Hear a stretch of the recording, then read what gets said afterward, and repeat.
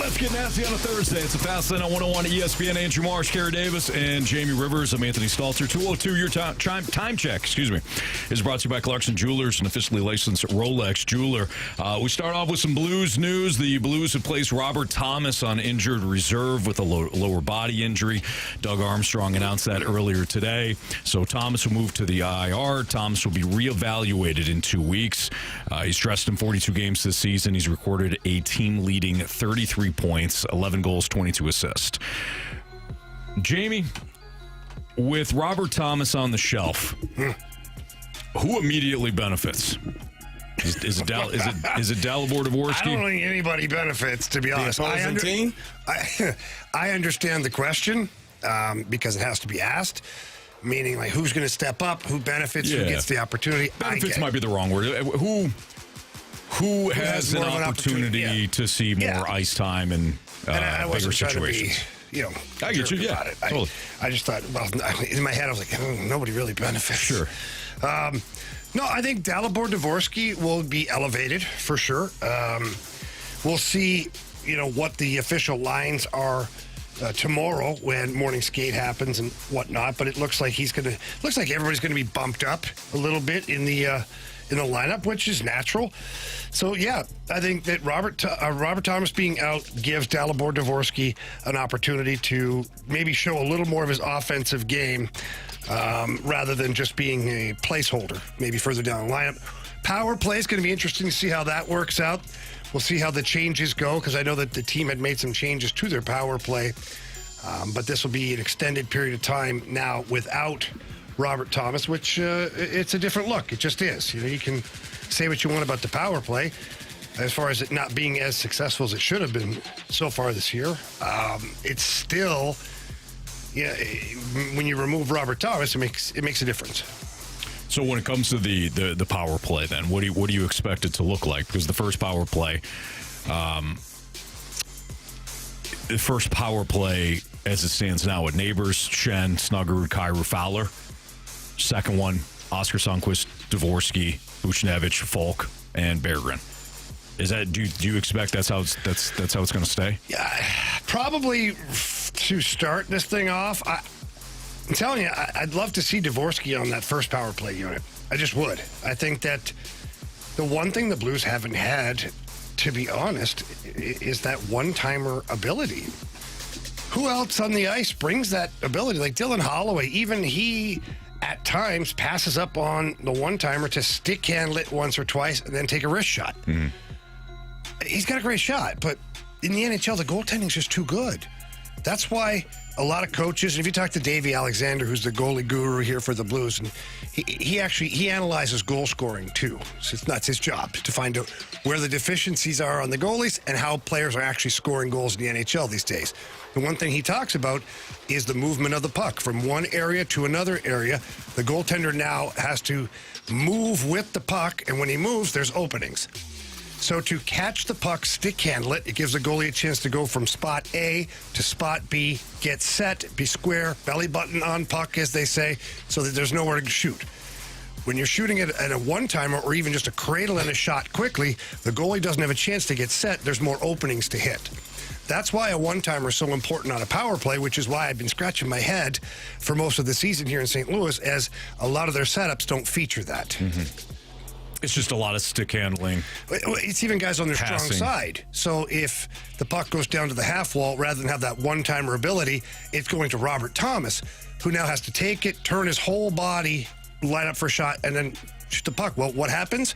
Goaltenders are too fast, too quick, too agile now. They get over, they get set, they get square. Good luck. Mm-hmm. This is why some of the best power plays in the NHL feature the one-timer. Yep. Go through. Look at even Nashville with Stamkos has still got, he's still a lethal one-timer. Obviously, Ovechkin, Sidney Crosby, Evgeny Malkin, they rotate in and out of a one-timer area. All those guys, Austin Matthews in Toronto, will rotate in and out of a one-timer spot. Mitch Marner with Las Vegas, Jack Eichel. Yeah, but Jamie, it's not like those guys score a lot of goals. Come on, man. Kerry, I think they do. Oh, okay. All right. Makes sense, Tim. Yeah. Again, going back to my original point is the puck must move quickly around the ice on the power play, and it must move quickly from one area to another area, forcing the goalie to move, and then off the stick. Mm-hmm. And we haven't seen that enough here. Yeah, the Blues have, to your point, your overall point, in terms of how to generate more goals, not just scoring opportunities, but actual goals on the power play. The Blues are neither efficient nor effective. Like they're not effective. Anthony, but they're also not efficient with their movement. If you're gonna label it, yeah. Okay. Yeah. I'd like to. Some of the passing isn't precise, and I go back to, I've said this before on these airwaves. Like when I came in the league, if you couldn't pass the puck tape to tape, you didn't play. Mm-hmm. And it's not just passing it tape to tape, like Brett Hull used to say, and Al McInnes, and like Wayne Gretzky. Some pretty good players, guys. Mm-hmm. They'd say it's not just passing it to the other guy; it's passing it to set him up for success. So because you can dictate the next play by how you pass the puck. So if you're in a one-time response, let's say you're a right-handed shot, like Alex Ovechkin, and I have the puck here, and I pass it just way too hard to your front foot. You're going to handle the pass. It's fine. We still have possession of the puck. But did I set you up for success? No. What I need to do is pass one right in the wickets so you can hammer it. Now, if I see there's a guy coming to cover you, I can pass it now straight up to your tape. I don't have a shot. I'm going to flare up with the puck now, pull the coverage with me, and zip it down low because that's the next play to go because we're setting each other up for success. Mm-hmm. So good passing is essential to a good power play. Fast passing is essential, and a one-timer is. Carey kind of reminds me of offensive line play. Mm-hmm. You don't necessarily have to have the most talented offensive line, but you do have to have one that's working in unison. You have to have cohesion so that, when the center knows quarterback sets the pass protection, the center's calling out whoever he's got to block. If the guard leaves, you always talk about if one guy leaves, another one's coming. Yeah. When something goes out, something's coming in. So if you don't have that cohesion with if you're a left guard and you don't have the cohesion with your center and your left tackle, that could be a sack. Same thing on the other side. You have to have that chemistry. You have to develop that. Yeah, you have to be on the same page. And I think, what Jamie is saying is just having a feel for one another and understanding, where everyone is on the ice and knowing and trusting that they're going to be where you want them to be or where they're going to be. It's bigger than that, Carey. You're right, okay? But I played on a lot of teams. And in the early part of my career, I played on the power play on most of the teams. You could drop me from the plane, drop me onto the power play with these guys, and I know how to set them up for success. I know how they know how to set me up for success. Right. So, yes, chemistry and familiarity, that certainly helps. But if you're a power play guy, that means your brain operates differently than a regular player, which means you should know where you're sending the puck, where to go, how to move in and out of scoring areas to create the maximum potential for a goal. Bottom line. And that's, that's one thing, like, you can take 5 players off 5 different teams and put them out there, give them one power play, the second power play, watch them cook. Right. So there's another thing if we're talking about the Blues, another thing that's been a big topic of conversation has been the goaltending. Here are the numbers. Joel Hofer, 10-9-2 with a .281 goals against average and a .902 save percentage. On the other side, Binnington, 8-12-6 with a .353 goals against average and an .871 save percentage. Hofer in December and January, if we want to narrow those numbers down, 7-4 with a .926 goals against average and a .914 save percentage. On the other side, same time frame, December and January, Binnington 2-7-1 with an .839 goals against and an .882 save percentage. This one's a no-brainer. Monty needs to ride the hot guy. Thank you, DeMarco Farr. He needs to go. He needs to stick with Joel Hofer. But it's still a 2 goaltending situation. So I know there's been a lot of angst and teeth gnashing about Binnington's got to sit. Binnington's got to go. But you still need 2 goaltenders. Haven't we seen this before? Where somebody has gotten hot, you ride that guy, and then eventually the wheels start to shift the other way, and then your 1B becomes your 1A. It's still Jordan Binnington. You're still going to need both guys, but the numbers bear it out. Hofer's got to be the guy right now. Yeah, he is. He absolutely is the guy. And look, this is no longer the goalies have their set starts. This is, we're going to play the guy who gives us the best chance to win. And right now, Joel Hofer, coming off a shutout, You talk about riding the hot guy. He's coming off a shutout. Looked very strong in that game. Why would you not come back with him? You need wins. You need points. I never look at these types of situations as goaltender controversy. It's pretty easy. If you're giving us a better chance to win, you're going to play. Right. And the moment you stop giving us a chance to win, we'll look at the other guy. Or when Jordan Binnington gets his opportunity to play, which will happen, he has to go out there and match the play of Joel Hofer. And if he does, now you give the coaches decisions to make, which is great. But as of right now, it's a no-brainer. Yeah. Hofer's the guy. I agree. I think Hofer's been playing extremely well, and Jordan is. I'm looking at like the last 5 games. 3 goals allowed, 7. He had a shutout. 6 goals allowed, 4 goals, 2. Let's go back one more. 6 goals allowed. Like it's a lot of 4, 5, 6, 7. Like you're not. And I get it, playing goalie is not solely on the guy in the net. There are people in front of him that have to do a better job as well. But when you're allowing that many goals night after night, it's almost like, and I hate to say this, it's almost like when you saw some of the Cardinals pitching, right? You knew that this specific pitcher was going to give you, he's going to allow this many runs. And now you're starting from a place where you're scrambling from the beginning of the game, trying to play catch up the entire game. And it's hard to win that way. So I agree. Name the Cardinals pitcher. Miles there. Michaels. Okay. I knew that was going to happen. Could have been Miles. Could have been Andre Bellante. Yeah, Miles Michaels. I love you, Miles. Do you think the way that Jordan Binnington is playing right now, that if he was in that game the other night against Carolina, that the Blues end up winning that game? I don't know. Hard to say. Does the play in front of does the play match? What we saw out of the rest of the Blues playing that simplified game, the way that they got the puck out, the way that they battle all this, is if those 2 variables are the same, then yeah, I think so. I think both things can be true. I think Binnington clearly is struggling. Can he benefit from what we saw in front of Hofer the other night? Yeah. I don't think the 2 things are mutually exclusive. Still got to ride with Hofer. Binnington right now, maybe it's a 3-2 game instead of a 3-0 game. Maybe it's a 3-1 game. Do I still think they win? Probably, based on how the team played that night. I thought the team played really well. I think there were still times throughout that game, though, that Joel Hofer had to save their bacon. Well, that's his job. He did a great job. Yeah, he did. I mean, he's had a couple of really big glove saves and all that. Like when the walls cave in, that's the goalie's job. Sure. And that's what he's paid to do. Sounds like it's your paid to, no, but that's what his job is. Sure. So yeah, Hofer's the guy right now. Until further notice, he's the guy. That's right. And All who right. cares? Win hockey games. Exactly. Really. I mean, as of right now, just stockpile wins. So they'll look to do so tomorrow night. The Blues are off again this evening. A couple of nights off here. And then they'll get back in action tomorrow night. And of course, we'll have all the coverage for you right here on 101 ESPN as they host the red hot Tampa Bay Lightning. They're due. 7 o'clock Eastern. Due. Yeah, they are. Hell, they almost lost the other night. Yeah, they tried. They had to go to overtime They tried just to win that one. Night. So you could see they're taking a step back. Blues got them right where they want them. Am I right?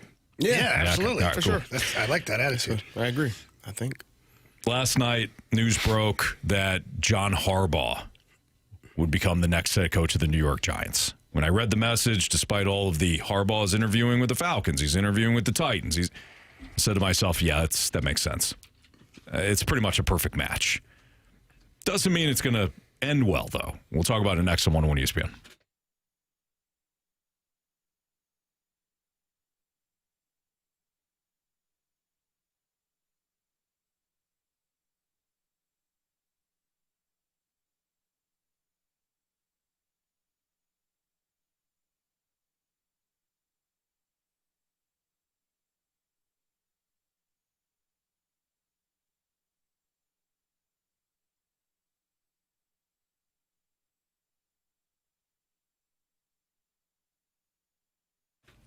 FanDuel is turning on playoff mode. All customers get a profit boost pack every NFL playoff game day. Each game day during the divisional round, you'll find a pack loaded with multiple profit boosts waiting for you in the app. More boosts means more ways to level up your playoff bets. Pick the matchups you believe in, take a shot on an upset, or build a parlay that fits the moment. The Texans going into New England should be a really good game, probably a low-scoring game. Maybe you want to take the under in points. Maybe you want to take C.J. Stroud for an anytime touchdown. He turned the ball over a few times. Expect him to play a little bit better this week. We'll see how it goes. You can do it all and then apply your profit boost to go after even bigger payouts while the playoffs keep rolling. So visit FanDuel.com/local and grab your profit boost pack every NFL playoff game day. 21 plus and present in Missouri. Opt-in required. Bonus issued to non-withdrawable profit boost tokens. Restrictions apply, including any token expiration and max wager amount. See terms at sportsbook.fanduel.com. Gambling problem? Call 1-800-GAMBLER.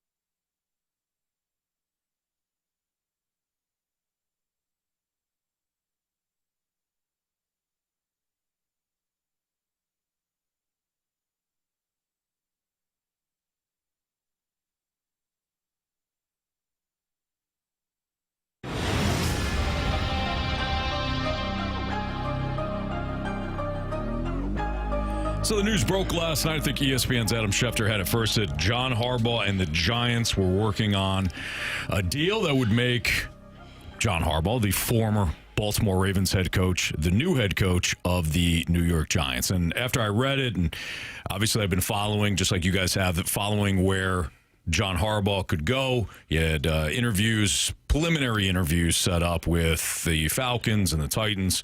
Of course, we know that the Steelers' job is open and the Cardinals' job is open. Dolphins, same thing. I thought this one has always made the most sense. John Harbaugh to the Giants. You think so? Why? Why do you feel that way? Here's why I feel that way. And if you're looking at it from, I think the Giants is more explainable. The Giants side of it is more explainable. If you look at what the Giants have done since 2011, which that was the season, of course, they beat the Patriots for the second time in the Super Bowl.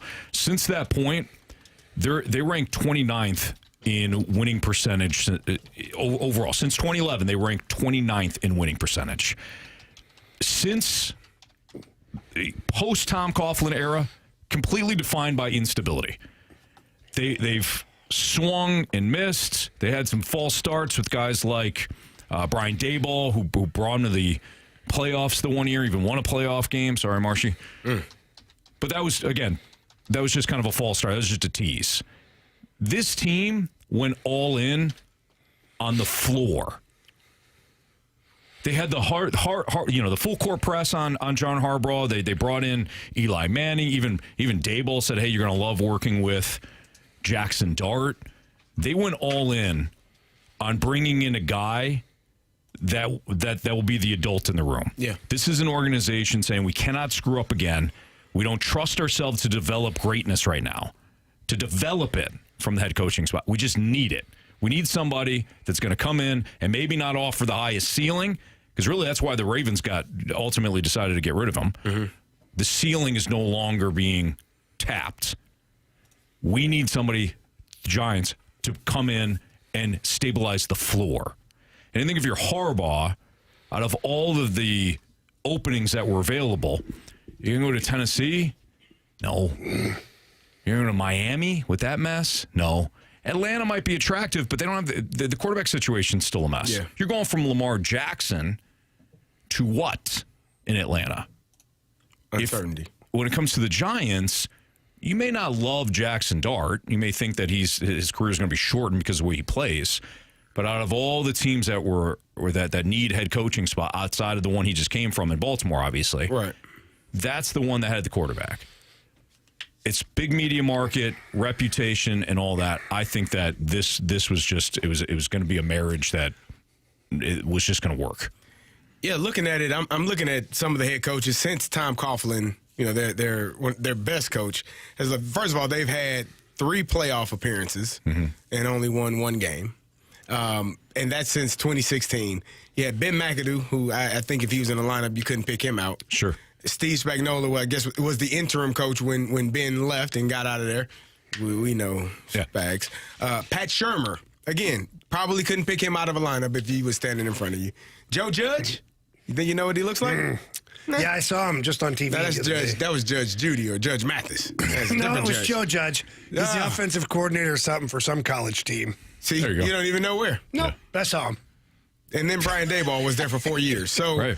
I think I agree with you. If you're looking at an organization that has had success in the past, has been established, has been to a Super Bowl in this century, you're looking at the New York Giants and you're saying, okay, it's not as bad as some of those other organizations. And then you look at some of the draft history. I mean, that defense is really good. They've drafted well. They got Brian Burns there as well. They've done a really good job of both drafting and evaluating talent. Now, you did let Saquon walk out the door. You did let Daniel Jones take off, and you released him and moved on from him. He played pretty well this year until he got injured. But you know that they can find the right pieces because they have. Now you have to keep those guys in line and keep them in-house and make sure that they are, in your organization for a while. Do you have the list in front of you again? The coaches? Yeah. Let's do it. Go ahead. Can you do it again? Ben McAdoo. First-time head coach. Steve Spagnuolo, interim Steve Spagnuolo. Yeah. Pat Shurmur. First-time head coach. Joe Judge. First-time head coach. Brian Daboll. First-time head coach. There you go. And Mike Kafka was a interim coach. Yeah, they weren't going to take there's no sense to make another big swing thinking we'll find the next big guy. We'll find the next Sean McVay. They haven't been able to. We're going to talk about that later as well. Sure. Because I think that is like how when you're making those decisions, like I think this is almost a slam dunk. Like Mike Tomlin and John Harbaugh being available. Now Mike T might not be available in the sorts of everyone else because of his contract situation and all that. But when those 2 names are the first 2 names at the top of the list, hell yeah. And they're not extremely older gentlemen. I don't know how old Harbaugh is, but I know Mike T is like 53. And I don't think John Harbaugh is Harbaugh's like 50. 60. He's in his 60s. He's in his 60s. I think he's 63. Okay. But either way, I think those 2 names showing up on your list, you're more comfortable with those 2 guys as opposed to anyone else that would be available. You know what you're getting. Yeah. You know what you're paying for. You know what you're getting.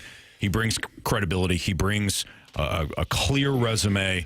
The Giants needed to hit a home run here. Out of all the teams that have candidates and all that, they all obviously need to make sure that they find the right next. But the Giants, out of all these teams, given the history of their organization, they needed to hit the home run here. So I think the Giants nailed it. But if I'm John Harbaugh, is this really the best place? I know we're arguing about it, we're talking about it a little bit, but I told Anthony that Jackson Dart, to me, is a slightly better version of Tim Tebow. Oh, no. Oh, I think so. I'm telling you. I didn't hear you say that. Okay. He runs like a running back, big frame, all that stuff. Jackson Dart can throw the football. Is he extremely accurate with the football? He's much more accurate than Tim You're Tebow. focusing on Tim Tebow right now. I'm saying he's a better version of Tim Tebow. Tim Tebow completed that one pass. Yeah, He sure against the did. Steelers. It was a slant. Bottom to line is, Demaryius I don't Thomas. think Jackson Dart is a franchise R.I.P. quarterback. Do you think Jackson Dart is a franchise quarterback? I don't know if he's a franchise quarterback. I know that he was, 'Cause if he's not, that's a bad place to be. I think he was highly sought after, coming out of college, and he was a first-round draft pick. I think teams were Well, that high draft on class him. wasn't all that spectacular. Well, that's he might be right in that terms. We'll see what the rest of the guys are able to do. But I don't know that if he's a franchise quarterback right now. I do know that he's tough as nails. He does not give in. He does not quit. And that mentality alone as a quarterback is a guy that everyone in that huddle is going to ride for. They're going to work their butt off. They're going to make sure that but now he has to be a smarter football player than he's shown this past season as a rookie. Like it's not college. Like you're in college, you're playing against some guys are going to play at the next level. Some guys are not. In the NFL, they're all in the NFL, and they all do this for a living, and you will be knocked out if you don't take care of yourself. He spent more time in the blue tent than I'm sure that the entire organization, every time he goes over, you're like, oh, my God, he's in the blue tent again. Yeah. Like as an organization, as an owner, as a coach, you're looking at that and saying, hey, we got to be smarter in how we're handling our business. And he missed time due to a concussion because he did get hit while running the football against the Bears. So I don't know if he's a franchise quarterback yet. I don't know if he is or isn't, but I do know that a guy like that, he reminds me more of Baker Mayfield than I would say Tim Tebow. All right. And you love Shaq. I think he's Baker. somewhere in between them. Yeah. I do. I love Baker. I think Baker's obviously right now he's a way better quarterback. But Baker is also a quarterback that in his first couple of years, you looked at him and said, this ain't going to last. He was also in Cleveland. Okay. You know what? You're learning. You've been around me long enough. You get it. He gets Once it. he puts that, once he puts the uniform on him, man, it's rough. Once he put that helmet on. Yeah. Speaking of which, Kevin Stefanski now goes to the top of the list here. Probably. Yeah. Mike Tomlin. Mike T ain't coaching, I don't think. He's available. He's available. Ish. And they're still going to call. You'd be You foolish have not to. Yeah. You'd be foolish. Baltimore? Oh, I don't know. I don't know what to would be make of crazy. Kevin I don't think he'd Stefanski. go there. I don't either. Like, is Kevin? Did he just simply get a raw deal in Cleveland? No, I think he wanted to get fired, Anthony. I told you this. The man wanted out. Let me ask you. Let me rephrase. Besides the obvious, which is the two-time NFL head coach of the year, what are you getting in Stefanski?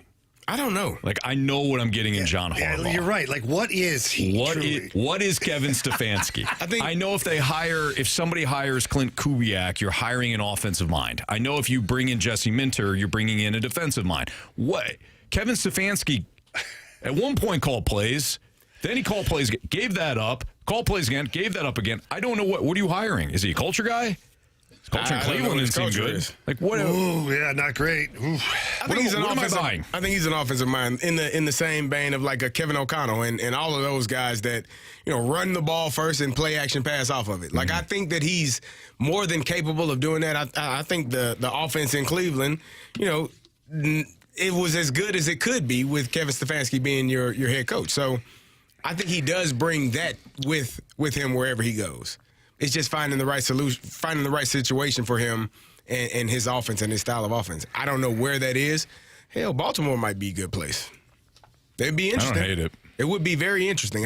Baltimore would be kind of run the ball downhill in between the tackles, Play action pass, roll out, boot. Like that's what Kevin Stefanski's offense that I know. You got Nick Chubb running downhill. Like that's what I know his offense to be. Mm-hmm. And if you get there, now will the Ravens go and get a former Browns head coach? I don't know, but that would be a really good fit. That'd be a tough sell. Maybe. Real quick, did I err in saying that Pat Shurmur, first time head coach, was he in Cleveland first? Who remembers?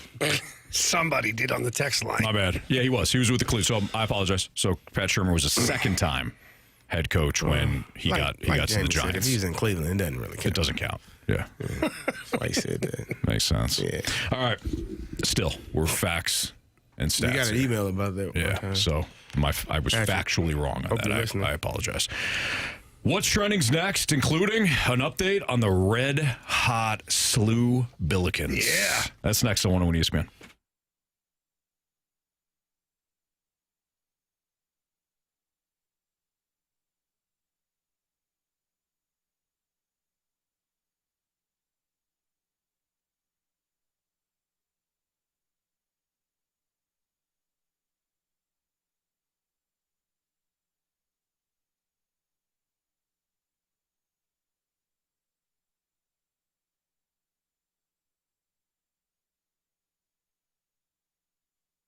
Need a new ride? Looking for used vehicles? Got you covered. Auto Centers Nissan in Herculaneum. They've got over 1,000 new and used vehicles all in one easy location. Great deals on top of it, too. During the month of January, they've got their 000 Advantage sales event. That means for you, select new Nissan models. You can get 0 down payment, 0% APR for 60 months, and 0 payments until summer. If you're looking at select used vehicles, they qualify for 0 down and no payments for 3 months. And when you finance any new or used vehicle, you're protected with the Auto Centers walkaway finance protection. I love Auto Centers. I mentioned this before. My wife, Kristen, and I purchased a pre-owned Pathfinder a couple of years ago from Auto Centers. I get the Pathfinder serviced at Auto Centers. I love the service that they provide. So you feel great about not only the purchase, but also everything that comes with that. And if you're not satisfied, well, within 30 days, you can actually bring the vehicle back, and they've got their 30-day return promise, so they'll refund your money, set you up with something else that you might be looking at. So shop online now at AutoCentersNissan.com. Tell them that Anthony Stalter from 101 ESPN sent you. When you do visit them in Herculaneum, it's Auto Centers Nissan.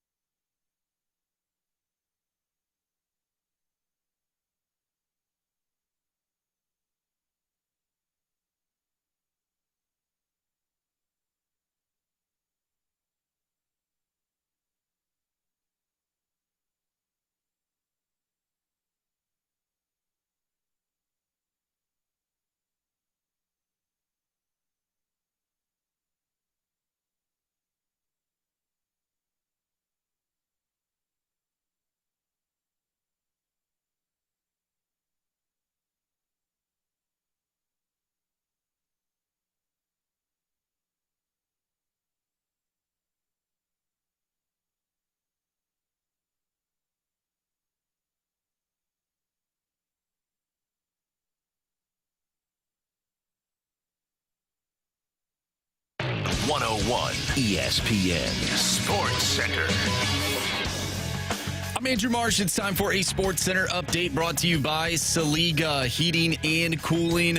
Big news of the day, Robert Thomas has been placed on injured reserve with a lower body injury. He will be reevaluated in 2 weeks, so he will not be in the lineup as the Blues take on the Tampa Bay Lightning tomorrow. You can listen to that game right here on 101 ESPN. Pregame starts at 6. Puck drop is at 7. We'll talk with Chris Kerber, voice of the Blues, right here on the Blues Radio Network at 3:15. And then Blues head coach Jim Montgomery at 5 o'clock. But coming up next, we have What's Trending. I'm Andrew Marsh, and the Sports Center update is brought to you by Saliga Heating and Cooling, a Daikin heating and air conditioning dealer.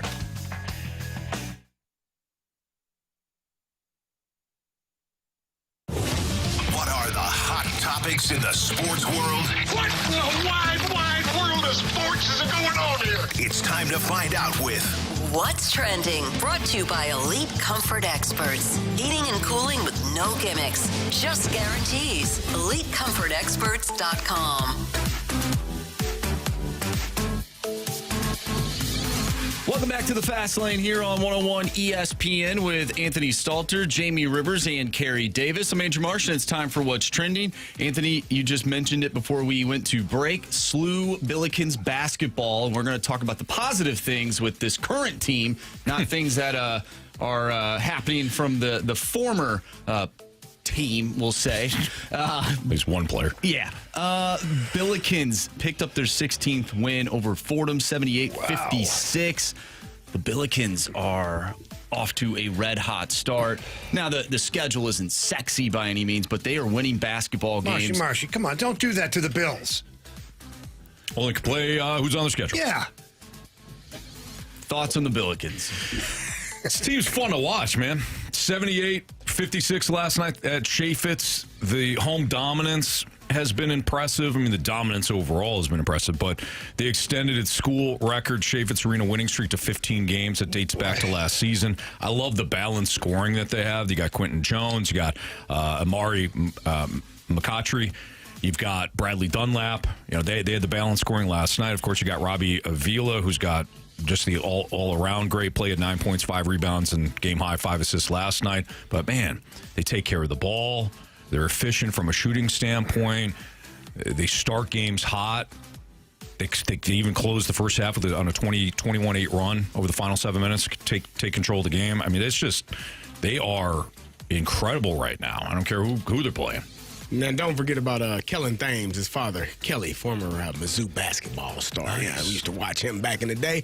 No, it's good. I mean, they've lost one game, and that was like a last-second shot to Stanford, at Stanford, I believe, if I'm not mistaken. And they're playing really well. And I just looked at the rankings. They're just outside of the top 25. So even despite what people may think about their schedule at this point, they're probably a win or two away, or a loss. Excuse me, I get choked up thinking about the Billikens. Yeah, A loss or two away from being in that top 25, and you're in that. You're right there, poised to make a push for the NCAA tournament. Absolutely, I'm sure, you know, and get through it. I have to imagine if things continue to go the way that they are right now, that even if they don't win the A10, they're still dancing come March, right? I would think so.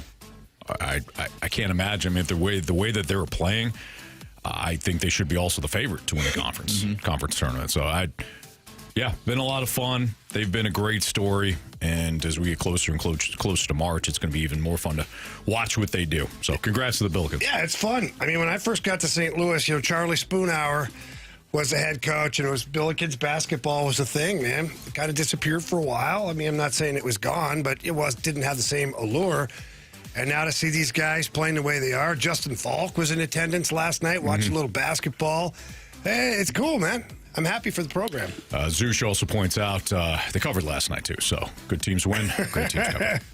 And they'll be back in action on Saturday, home game, taking on the Richmond Spiders, that's correct. Yeah. Yes, the Richmond Spiders. So congratulations to SLU. We hope they continue their dominance over the A10. Yesterday we talked about Dante Moore, his decision to go back to Oregon. The more I thought about it, I was like, why would you do that? Because mock drafts had him at the number 2 spot going to the Jets. Oh, that's why. Okay, You know what? I'm To hell with wondering. this. I'm wondering why he would go back. Like, is he trying to be the number 1 pick the following year? Like, there's a risk that you could run of getting injured or playing poorly. I believe he was on record, or maybe his representatives were on record, saying they alluded something to the fact that if it lined up with the Jets, that he might consider staying in school. Well, Jets probably going to be there again next year. So, good luck. I listen, I'm not condoning it, nor do I think it's the right move. Like, if he's going to be a second or a third rounder, staying at college probably projects to have more money for him. But if you're going to be a second overall pick, like, you're guaranteed to get a good chunk of change. Yeah. Now, you will be a New York Jet, and I apologize for that. I'm looking at Travis Hunter. He signed. He was second overall pick. Nobody should have to endure that. No, not unfortunately. A 4-year, $46 million contract last year. Guaranteed? Travis Hunter. 4 year. Well, essentially. Like, how much was his signing bonus? I don't know if it was. I don't know. They got a couple of guys that got some guaranteed money. I don't know how much of it is guaranteed, and I'm not sure what his signing bonus is. But 4 years, $46 million. That's basically $12, $11 million a year. Yeah. He's not making that in NIL money this year. Even though Oregon has Oregon. deep pockets, Yeah. it ain't that deep. And so, but I do understand there is always a risk versus reward in terms of coming back for another year, and there's also a risk versus reward of playing for the New York Jets. Like, that is, geez, I mean, you're in the NFL, but are you? Are you? Sorry, not sorry. He also, too, I know, Marsh, you're trying to figure out, like, hey, why would you possibly go back with the risk? And it is. It's Yeah. going to be a risk. Maybe the kid wants to win a national championship. Well, he said Oregon. That's not going to happen. Oh, no. There it is. Ouch. And if we talked about Dylan Raiola yesterday, I believe he entered the transfer portal again. You have to. Yeah. If you're him, you're... Yeah, he went. He's like, Transfer. you know what? I didn't know. Now, I he was coming. heard through the grapevine that there had been some interest in Raiola from Missouri. Well, that's not going to happen. Not now, but Yeah, I don't know. this kid might be just stuck in transfer hell right now. Carey talked about this I said it last year. Yeah. You just because you enter the transfer portal doesn't mean Does not guarantee it's going to be red carpet. Here, take our money. You could get stuck there. Yeah.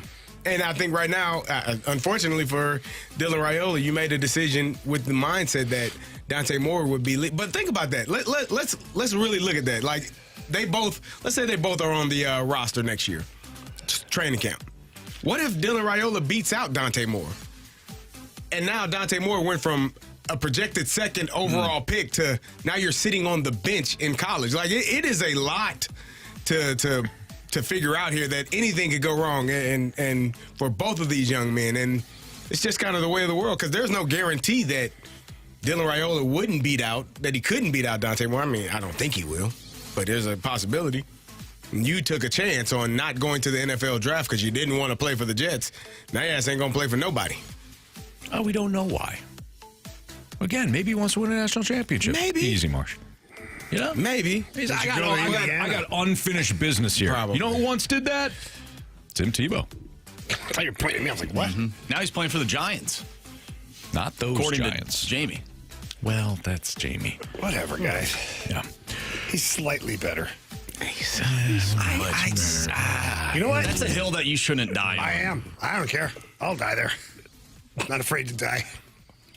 done it before. Yep. That's what's trending here in the Fast Lane on 101 ESPN. We want your Blues-related questions. Send those into the Air Comfort Service text line at 314-399-9646. Blues Qs are next.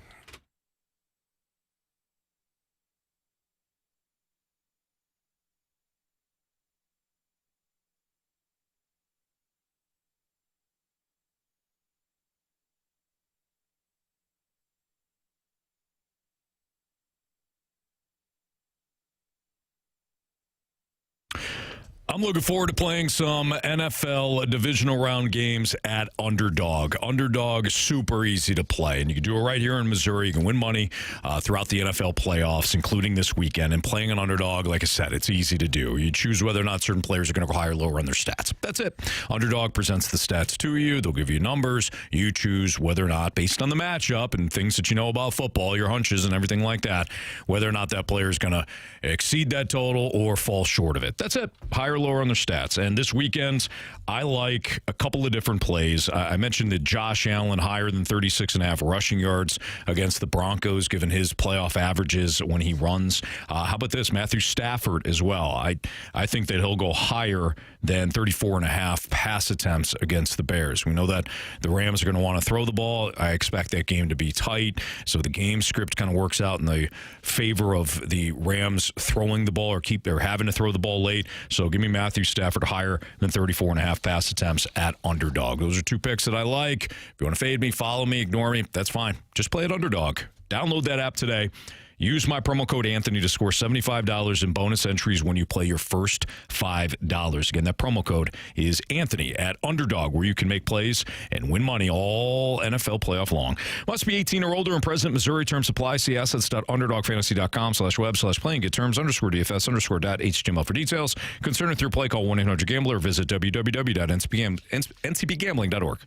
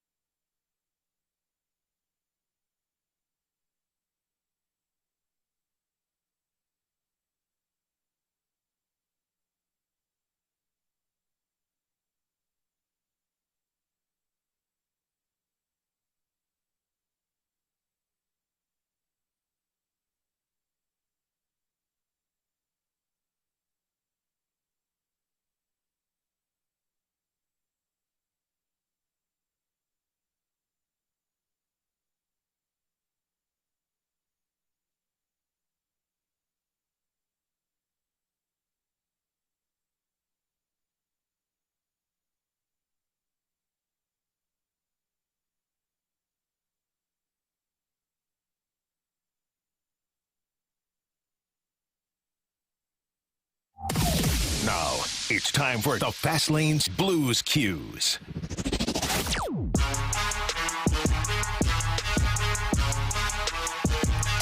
It's the Fast Lane on 101 ESPN with Andrew Marsh, Kerry Davis, and Jamie Rivers. I'm Anthony Stalter. Time for some Blues-related questions. Air Common Service text line is open, 314-399-9646. Time for some Blues Cues. What do you got, Marsh? All right, from the Bird's Nest, why does their penalty kill not pressure the man with the puck more? Want to see him just run around, Dewey? You're a shorter man. If you run around, it's like playing keep away in the schoolyard. If you have let's say the ball in the schoolyard, there's 5 of you and only 4 of the other kids, and the one kid just keeps running at the ball. You just pass it to the one that's open, and he runs over there until he gets so exhausted anymore that he can't chase it anymore. How tired does he get doing that? Really tired. Okay. So it's better to stay kind of So it's better compact. to skate out about 6 feet in front of him, front the puck, put your stick in a spot where you think he might pass it to deny him the most dangerous pass, which is what you're doing, As a penalty killer, you're trying to direct the puck to an area that you want. And you can't do that by just running around like a fool out there.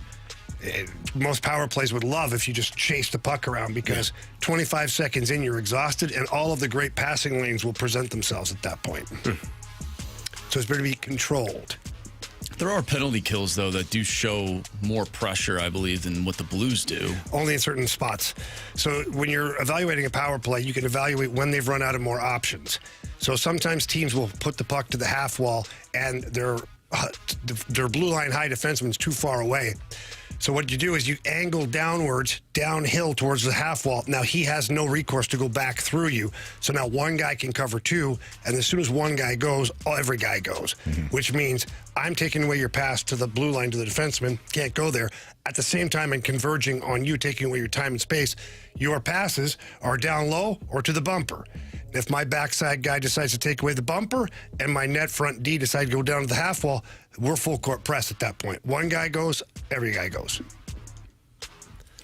From the 314, Thomas and Kerber are both very inconsistent in their play. Is it coaching or their attitude? Your thoughts, please. What is that question again? Thomas and Kerber are both very inconsistent in their play. Is it coaching or their attitude? Your thoughts, please. I don't know. It's not coaching. I don't know. They're inconsistent. Next question. So quit asking. No, I don't need. What do you want me to say? I don't know. If this is their effort, I know it's not the coaching. I'm not inside their heads. From 314, hey fellas, how or what is preventing the Blues from having multiple players hit 20 or more goals this season? Well, they're not shooting the puck enough. And two, they're not generating enough dangerous opportunities, the high danger chances. That right there is going to prevent you from getting to 20 goals. We talked about the power play today already quite a bit, and usually the top scorers can generate, 3, 4, 5 power play goals a year, and that helps out as well. Their 5-on-5 scoring is down. So when all of that is down, it's going to affect all of your players. And injuries will affect. Like Dylan Holloway's not going to get to 20 goals this year. Robert Thomas probably not going to get to 20 goals. Jordan Kyrie's not been good this year for offense. He's not going to get there. So Justin Falk might be getting there before everybody else. Yeah, that's why I picked Snuggerud the other day and got that goal, because I noticed he was shooting the puck more. You had Kessel. No, actually, you guys, I had Snuggie. Remember I texted in? Yeah, you were late. You guys are terrible. We just knew how much you liked Matthew Kessel. Yeah. He didn't come through for you. That's a shame. But you know what? Think he had a shot on goal. Yeah, another opportunity tomorrow. Okay. Jamie, you just brought up Justin Falk from 618. What's a realistic return for Justin Falk? Well, the easy answer to give is whatever team will give you for him. Now, what that is, I don't know. It all depends who's trading for him, what situation they're in, how close they are to what they believe to be a championship caliber roster. Like I mentioned not too long ago, the Florida Panthers were rumored to be kicking the tires on Justin Falk. If that's the case, the Panthers are in win now mode. Therefore, they'll probably part with something pretty good. If you could get a second rounder, that would be amazing. A second rounder plus a mid-tier prospect, amazing. I think that would be a really good return. Grant Francis Fan Club wants to know, among the Blues' young, early 20s forwards / prospects, is there anyone with a realistic chance of becoming an O'Reilly or Tarasenko caliber player? Ryan O'Reilly, I think that Otto Stenberg could project to be that at some point. Here's what Blues fans have to remember about O'Reilly and Tarasenko. Tarasenko was a 40-goal scorer. There's no doubt about it. I think he hit the plateau once in his life, maybe twice, out of a really long career. So it's not like Tarasenko was Alex Ovechkin. And Ryan O'Reilly, I think the highest goals or points he got was like 85 or something. So we look at Vlad, he scored 40 goals in 2015, 2016, and he's never touched 40 goals again. His highest goals since 2020 was 34 here with the Blues in 21-22. So, do I think somebody has a capability of touching 40? I mean, realistic, when you look at Vladdy's goal scoring, kind of his numbers, kind of emulates a Jordan Kyrou. I mean, Kyrou hasn't hit 40 yet, but and this is a down year, so it's tough for people to look at me like I'm crazy right now. But that's kind of what that is. And then Vladdy, again, the highest point total he had in his career was 21-22 with 82 points. Before that, it was 75 points. So it's not like Vladdy was this dominant player. From 618, has the focus on defense affected the players who were more offensive-minded? Possibly. Although, I played for some really good defensive teams that had high goal scorers. I'm a big believer in the stronger defense you play, the more opportunity you have offensively.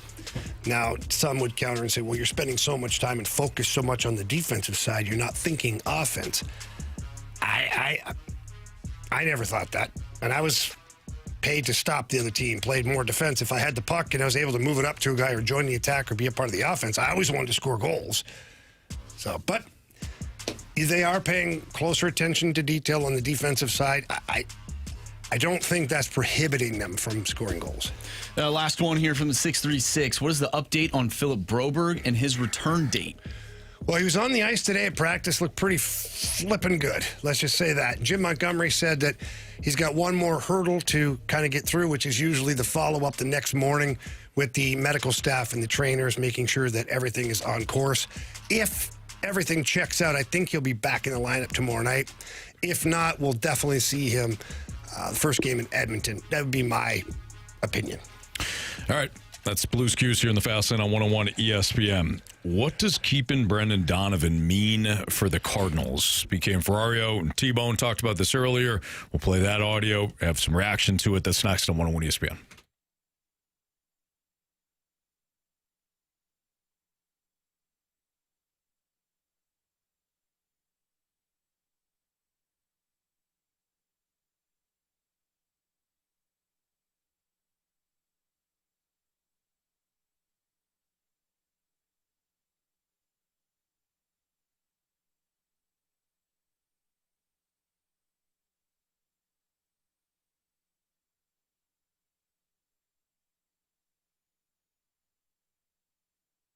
Caesars Sportsbook is the only sportsbook app with Caesars rewards.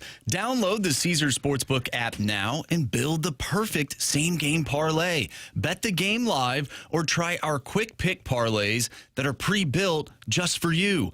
Bet on gridiron action and earn perks on every game, like hotel stays, bonus bets, game tickets, and more. Download the app using promo code RADIO250BM and get your first bet matched as a bonus bet up to $250. Whether you win or lose. Must be 21 plus and physically present in Missouri. Open to new users only. Minimum odds minus 500. Awarded as non-withdrawable bonus bet that expires 14 days after receipt. Bonus bet amount not returned for winning bets. Void where prohibited. See Caesars.com/promos for full terms. Must be 21 or older to gamble. Know when to stop before you start. Gambling problem? Call 1-800-GAMBLER.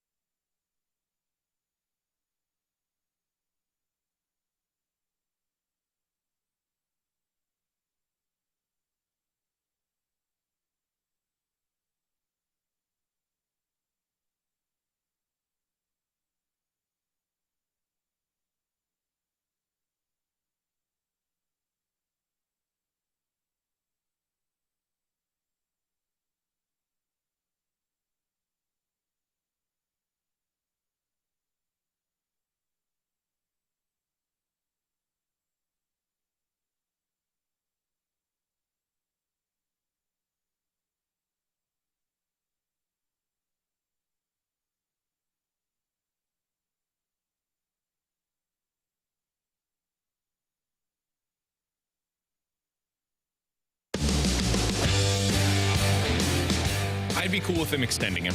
I think they should trade him, but I would understand it. And to me, the thought process in this scenario would be, honestly, I think it would be, if you're a Cardinals fan, it would be a sign that, okay, this isn't going to take forever. Because if you're planning on keeping Brendan Donovan, you probably plan to win at some point within the next 3 years. And you plan to push, probably starting as soon as next season. That was Brandon Kiley, BK, and Ferrario earlier today talking about Brendan Donovan, and the discussion was about what does keeping Brendan Donovan mean to the Cardinals. Now he did say, BK did say that he would trade him, thinks they should trade him, but does it mean if they do keep him that perhaps the Cardinals feel as though that they're closer to winning than maybe we think? I don't think that's what that means. I don't think so either. I understand where BK is coming from, but I think if they keep Donovan, two things happened. One, they didn't hear the return that package that they were looking for. And two, if they sign him, the idea could still be sign him for now, make sure that the contract is enticing to other teams, and he provides a steady leadership until he is traded. But I don't think that it doesn't signal to me that the Cardinals would be any closer to contending if they bring him back. Yeah, and just reading now, I just read it to you guys in the break that on Foul Territory, Ken Rosenthal said that the idea of Lars Nootbaar and Brendan Donovan together in Seattle is a possibility. So that doesn't sound like Donovan. Take him. I mean, if you're sending both of those guys, you're getting a hell of a return. Oh, no. Because Brendan Donovan is an all-star last year. And Lars Nootbaar, we all know he's the sweetheart of the statistics. Mm-hmm. Analytical darling, some would say. Yeah. Just saying that you're probably getting a pretty good return for that. And so I don't know. I mean, it's so all over the map. It feels like Brendan Donovan is absolutely going to be traded for sure. But then the flip side is if they extend him, I just don't know what the purpose would be. And seeing now all the pieces that are like being shipped off, like what is your purpose then with Brendan Donovan? Is it what I said the other day? What I suggested, that you need that leader in the clubhouse? That would be it. That kind of would be it, right? For now. Yeah.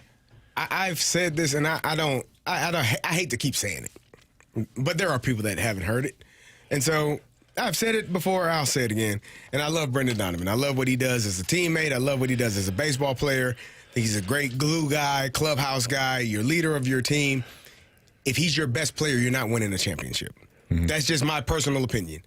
I don't, and I think that other people. I don't know if people in the organization will agree with that, but I think that they probably would say it to themselves or to one another, that they won't say it out loud. Like, your best player has to be like a dude.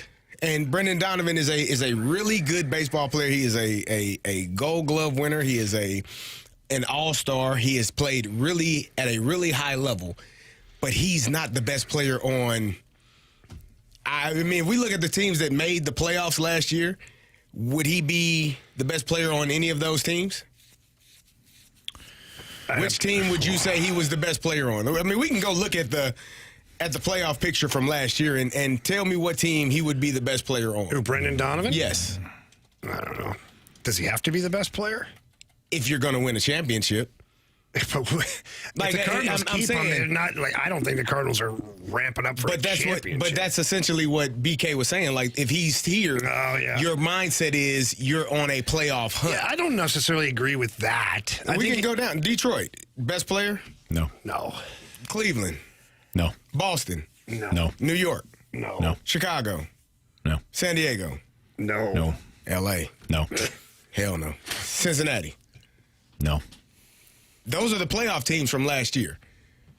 Like, it's there, and probably not even the second best player on some of those teams. And that's no knock against. And I'm an undrafted fullback that played 6 years in the NFL, that scratched and clawed my way to becoming an NFL starter. I'm not knocking Brendan Donovan's ability to play baseball at all.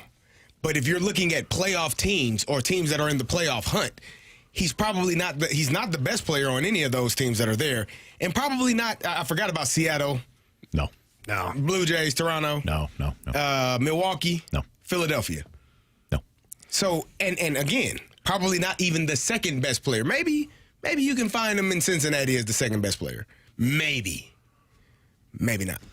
So that's my like if your plan is to be a championship caliber team and move in that direction, like you got to have guys that are elite baseball players. Brendan Donovan is a great piece for a playoff team that is on the rise, that was unable to win a championship. He would have helped the Blue Jays somehow, some way last year. Might have won a World Series if he's on that team, but not here in St. Louis. And if you have teams that are willing to give you a lot for a player of his caliber, you got to take it. Yep. I think BK's point with saying, okay, if he stays here and he gets a contract, I don't think BK expects Brendan Donovan to be the best player on the Cardinals. I think what his point, and I'm not going to speak for him, this is just my opinion of what I took away from what he was saying, is that the Cardinals are showing the fan base, showing us that they are moving in a direction to where maybe they go out and trade for a bigger name, or they end up signing a guy with a bigger name, or they believe that some of their young prospects will turn into a player that will be the best player on the team. I don't think that he's expecting Brendan Donovan to lead this team to the playoffs, but he would like to have Brendan Donovan on the team that is trying to push towards the playoffs. Who is the best player on the Cardinals right now? I'm not saying... No, I'm asking because... Who is the best? Yeah. Probably Mason Well, from Wynn. an all-stars perspective, you would say Brendan Donovan, but I mean, it depends on what we're looking at. I mean, because we got a text saying he thinks Mason Wynn is the best player. I would say Brendan Donovan was the best player last year. And Well, he was the All-Star. I would still say Mason Wynn. Really? Yeah. But we're splitting hairs. Okay. Brendan Donovan had a great year last year. Highly valuable. An All-Star year. To the Cardinals. Yeah. Your point's still well made. Marsh, I try to look at this from the Cardinals' perspective, Heimblum's perspective, right? I don't think there's any way he's looking at this roster and even saying, well, if enough pieces hit, I could see this turning around in the next 2 years.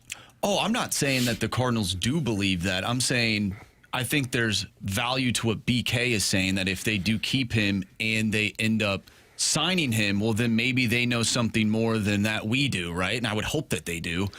So maybe they have an inkling of, okay, well, we think that this roster could compete for like a wild card spot this upcoming year based on the moves that we've made. And a lot of people, including us, don't really believe that as much, but maybe they know something that we don't. And so if they decide to go in said direction, well, I think there's value there, because then that shows us, okay, maybe they are going to try and push to get other players to bring them in to St. Louis. This is going to sound a little harsh, but I hope they're not thinking that way, because then they fall back into the same mold of thinking. Right back into the washing machine. That Mo had, which is just a couple of pieces away, huh? Right. We're going to get those. I'm not saying it's the right thing to do. And if we can take past behavior as a predictor of future behavior, this team, the Cardinals organization, apart from being able to fleece another team, a la Goldschmidt or Arenado, they're not adding big pieces. Like, it's not like Heimblum suddenly hypnotized the DeWitts and said, hey, we're going to keep Brendan Donovan and we're going to go add a couple of big pieces. We're going to pay some big money. And before you know it, we're back in contention. They're going to be like, no, what? No, we're not spending $45 million a year on this player or $35 million on that guy. Like, I just don't see it. So then what would happen? Go back to John Mozeliak's tenure. You'll get the next guy. You'll get the Aldi's version of, like, and I love Aldi's, don't get me wrong. Right. Nothing wrong with Aldi's. Amazing. It's just not, the brand name. And so then you go right back in the hopper of what John Mozeliak tried to do for years, is get the slightly lesser player and still try to do the same thing. And they'll be no further ahead. Which I hope, to Anthony's point, which I hope that's not what they're doing. Again, I'm not saying that No, I know. what I'm saying them signing. I don't know if that's the right move. I'm not saying it is. What I'm saying is I think there's value to what BK said. If they do sign him, they keep him, well, maybe they're trying to tell us something different that we're not expecting. What if they're just trying to tell us his team needs a leadership, a voice? That goes back to be it too. what we said, what we kind of discussed earlier. Yeah. All right, it's Fast on 101 ESPN. Chris Kerber's. You'll do great. Chris Kerber's going to join us next. Talk a little Blues hockey here on 101 ESPN.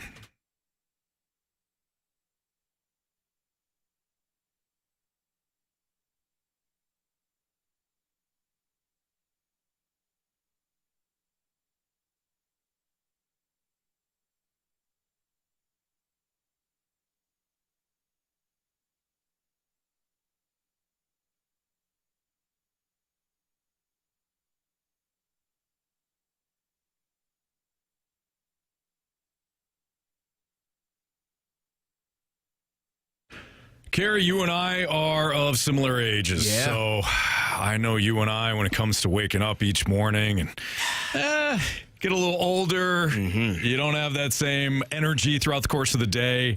You don't maybe have that same motivation to get back in the gym. I know you've experienced this as well, and you're starting mentality soon. I love mentality. I love going in there. I love the fact that when I first sat down, I'm like, I don't know. I'm kind of skeptical. What is this going to do? They talked to me about things that I was experiencing, that decrease in energy, the lack of motivation, the mood swings. Took my blood, realized I was low on testosterone, which is normal, guys. I mean, Kerry, you and I are in our early 40s. Yep. The older you get, the testosterone falls, but mentality's there for you. And, man, I feel fantastic these days. Yeah, I heard you and Jamie talking about it, and I was like, let me see what it's about. And you can go in there and get your labs done, get treated, and get taken care of. And for new customers right now, the labs are being taken care of. Yeah, the treatment costs are up to a $250 value. They'll take care of that when you go in there, get your labs done, and get the blood work done, and see what's working, what's not, and how to get back to feeling your best like we did when we were 25, Absolutely. 28, 30 years old. You can be on that and get it taken care of. And Anthony, you've talked about it, going in there is a great thing to do. So this year, why don't you, instead of saying, well, I'm going to do this, that, and the other thing, start off with mentality. Feel like you're back to the old you. You absolutely remember that guy. Mentality's there to help you remember that guy. So reclaim the old you, the younger you with mentality.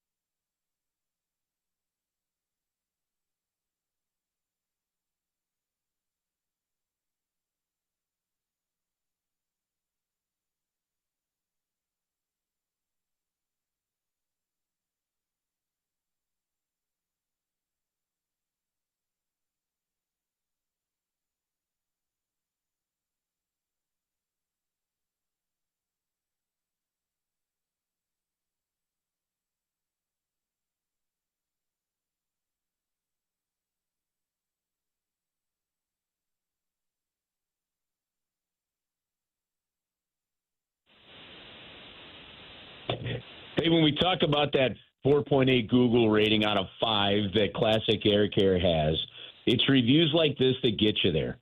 Brian H. was super helpful and great to talk to. Our heat went out the day after Thanksgiving, and he was able to get it working again pretty quick. Appreciate the quick response and effective solution. They've got over 100 vans on the road. They'll get to you within 24 hours. They're open 7 days a week with after-hours tech calls. That's Classic Air Care. Look, the number one thing you can do to keep your HVAC system in top shape, change your filter. A clean filter means the entire system doesn't have to work as hard to heat the rest of your house. You can buy them online at classicaircare.com. But beyond that, professional preventative maintenance is the best way to avoid breakdowns. You come out to my house, you do it twice a year to make sure I'm ready for the spring and make sure I'm ready for the winter. You can extend your system's lifespan and keep your energy bills in check. You call Classic Air Care for a super tune-up for that furnace, and then in the spring, do it for the AC. It's Classic Air Care. You can get an appointment online at classicaircare.com, and they've been making people comfortable since 1926.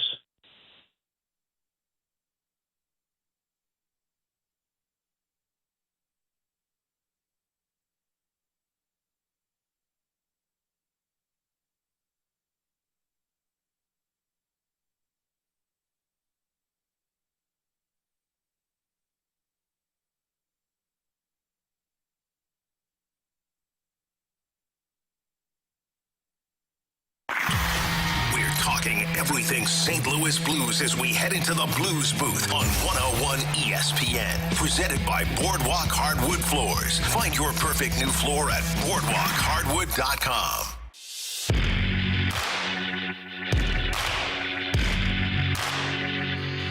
It's Fastlane on 101 ESPN. Let's head to the Callier and Thompson phone line. We're talk to the voice of the Blues right here on the Blues Radio Network, 101 ESPN. It's Chris Kerber. What's up, Kerbs? Anthony, how are you today? Doing good. Doing very good. Unfortunate news with Robert Thomas being placed on IR. Where does your thought process go to, whether it's an individual player that now has an expanded role, whether it goes to Thomas himself? Where does your mind go to when you heard the news? Well, the first thing is I'm not surprised that it is going to take a couple weeks to get him back to where it was. That injury, I was actually really surprised that he came back in that Colorado game when he suffered it. When you look at it, and initially you're thinking, man, to go along with Pius Suter and Dylan Holloway, that's a third high ankle sprain. And now I haven't been told that it's a high ankle sprain, but the reality of it was, is you looked at it and you're like, oh, that didn't look good. And then he came back and he played a handful of games, so I got to give him all the credit for trying to battle through that. And then I think, he took that spill in the last game, and that was just, I think, the straw that broke the camel's back. So not surprised that he's going to be missing, a couple of games. And look, the reality of it is it looks like in the last game and then again from practice today, after the results of the last game, we'll see Braden Shen slide, into that, top center spot. And, man, every time they try to take Braden out of the top six or they try to put him on the wing, he finds his way back into the middle and in a top line role, doesn't he? It's where he thrives, so that's good. And, here's another massive step and opportunity for Dalibor Dvorsky. I mean, he's young, he's going at it, he's learning, but now he's going to step into bigger matchups. He's going to step into some offensive opportunities, and we'll see how he handles it over the next couple weeks. Curbs, a lot of people around town, and justifiably so, are asking questions about the goaltending situation right now. We here in the Fast Lane, for the most part, are of the belief it is what it is. You're going with the goalie gives you the best chance to win right now. What are your thoughts on this, on the current situation between the pipes? I think the same thing you're thinking there, Jamie, is that obviously I think coming off of the shutout, Jim Montgomery said he likes to play that goaltender again, so that's there.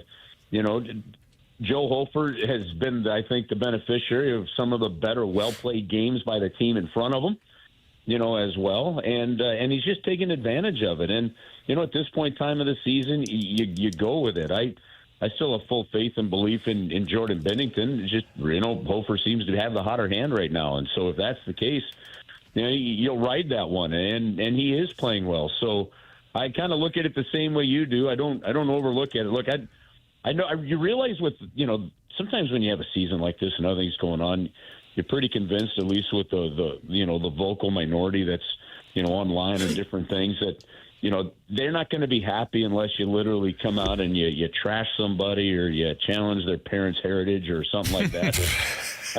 I look at our goaltending right now, and I think they brought Hofer along really well, and he's playing well, and and I still think that Binnington probably come to that Olympic tournament is going to maybe be the toughest goaltender of the bunch to beat. So I still am very bullish, and I haven't wavered on this all season long on what I think about the Blues goaltending. Curbs, the Blues got a huge win, 3-0 versus the Hurricanes, and it seems to be kind of inspired by the Hall of Fame ceremony where some of the players were in attendance. Can you talk to me just about that ceremony and how hearing from older players and guys that have done it and done it at a high level can kind of inspire some players to maybe push a little bit harder than they had been in the past? Well, I think Kerry, you really said when you look and you realize that you had 56 combined former or current Blues players at that ceremony. Number one, speaks volumes. It speaks volumes to the people that were being honored in Al Arbor, and then but I think more importantly, with the number of players that were there, it speaks to Chaser getting the True Blue Award. It speaks to Alexander Steen and Barrett Jackman. I mean, you heard the emotion in Steve Ott's voice, and if I'm one of those younger players, Logan Mailloux, Jimmy Snuggerud, Dvorsky, Stenberg that was in attendance there, you can't walk away from that ceremony, which to me was the most emotionally charged of the four that we have had.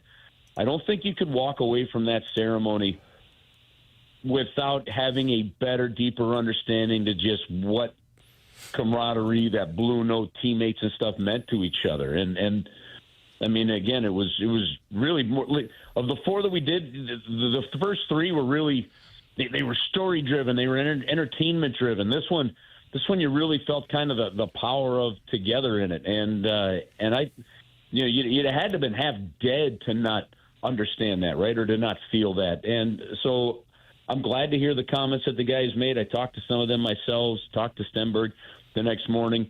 It was an inspiring performance, and you could see it's one of those kind of things that if you're a young player, that's where you're like, okay, hey, guy, I want to be part of that. You start to take ownership of it, and it was one of the first times that maybe you'd seen, just really kind of the history and the depth of what this franchise can mean to you, and I think it brought some pride out in the guys.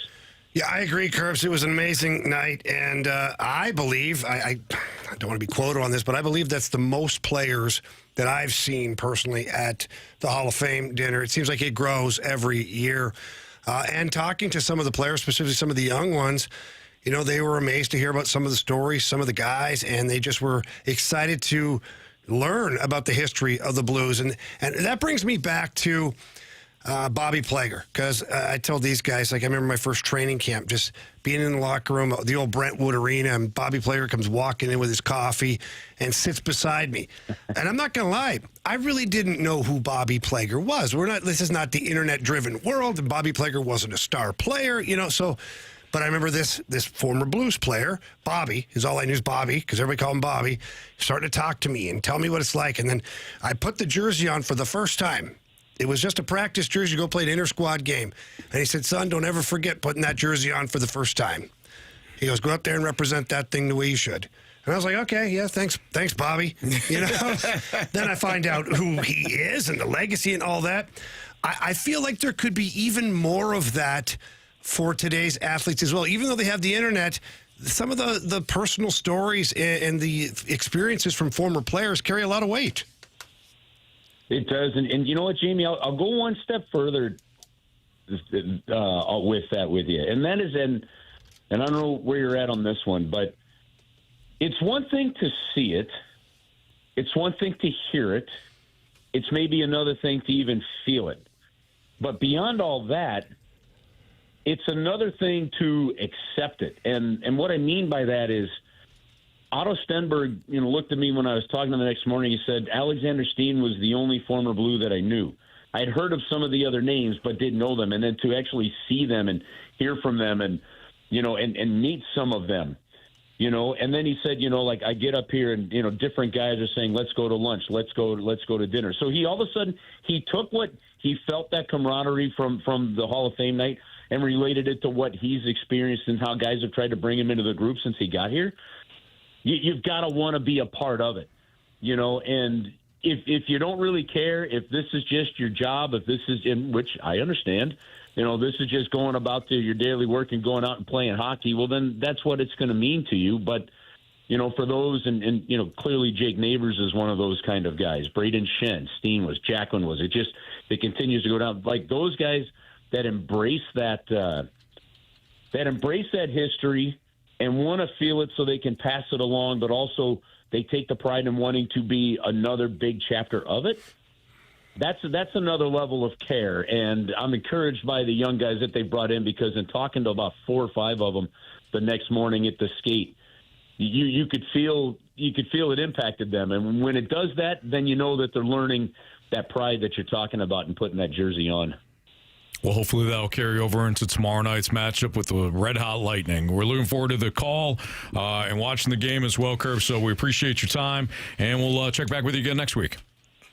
Okay, guys. Have an awesome week. We'll talk to you next week. Thanks. That's Chris Kerber here in the Fastlane on 101 ESPN, the voice of the Blues. I like what Kerb's just said there about the young players, and he likes the fact that he sees enough of the young guys embracing the history, because I do think that's important. It's really cool as a player. Like when I played in Pittsburgh, like Mel Blount would walk around. He still looks like he can still play football. He's 65, 70 years old. Mean Joe Green. Like my favorite time, I got to hang out with Rocky Blyer and Franco Harris before he passed away. Like those are moments where you're like, whoa. Like you're like, these guys are Hall of Famers and legends. And when you're in the room with those guys and you're hearing the stories, it kind of makes you want to, you don't want to let those guys down. I think, and I've said this before, like I never cared. I didn't really care about what my coaches thought. I didn't really care what the fans thought. But the players that actually played, like before me and with me, if they thought I could play and they thought I was one of them guys, then that's all the validation I needed to go out there and continue to play really hard. So, hopefully that is like a catalyst for those younger players, especially to say, man, this is a really cool moment. I love to continue this and to be in, sitting in their seat in 20, 30 years and guys talking to me and I'm talking to them about what it's like to be a Blue. So I think it's really cool. Yeah, it really is. I tell that Bobby Plager story, but there's other organizations too. Like when I was with the Red Wings, I'll never, ever forget. I think I've told this story. Coming off the ice and going to sit in my stall, and right next to me, and the stool sitting right next to me, was Gordie Howe. Gordie Howe's just hanging out, talking hockey with the guys, whatever, because he knew a lot of the veteran players that were there. This was my first time seeing Gordie Howe in the Red Wings locker room. I remember just sitting there like, oh, my God, it's Gordie Howe. Yeah. And then Ted Lindsay was another one, which is not a household name for a lot of people. But you go back and you Google Ted Lindsay, and, this guy was a ferocious competitor, a star player for the Red Wings. He's in the weight room. Walk in one morning to get, start doing my workout. There's Ted Lindsay walking on the treadmill. I'm like, yeah, this is Ted Lindsay. But your brain goes, I'm like, okay, these guys wore this jersey, and they're obviously still paying attention. Right. I got to make sure I do this jersey proud. Yeah. And so it goes back to my conversation with Bobby, and, Jack's talked about the other night, so many players, Steiner, so many players have been affected by the players that have come before them. Mm-hmm. I think successful teams let the alumni have as much access as possible. In Detroit, still to this day, the alumni players are allowed in the locker room to use the facility, the weight room, whatever it is, anytime they want, except for a game day. And then when it's a team meeting, they have to be outside the team meeting. But apart from that, they sit in the lounge, they have coffee with the players, tell old stories and things like that. Like, that's great. That can impact a kid in the right way. Yeah, you talk to the right person. Yeah, and most of the time, those guys that are hanging around are the right people. Yeah, the guys who aren't the right people don't want to be there. Yeah, great call. All right, it's Fastlane on 101 ESPN. CD kind of indicated this earlier when we were talking about John Harbaugh. When hiring a coach, is it smart to go with kind of the new blood and the ceiling, or go more tried and true? That's next on 101 ESPN.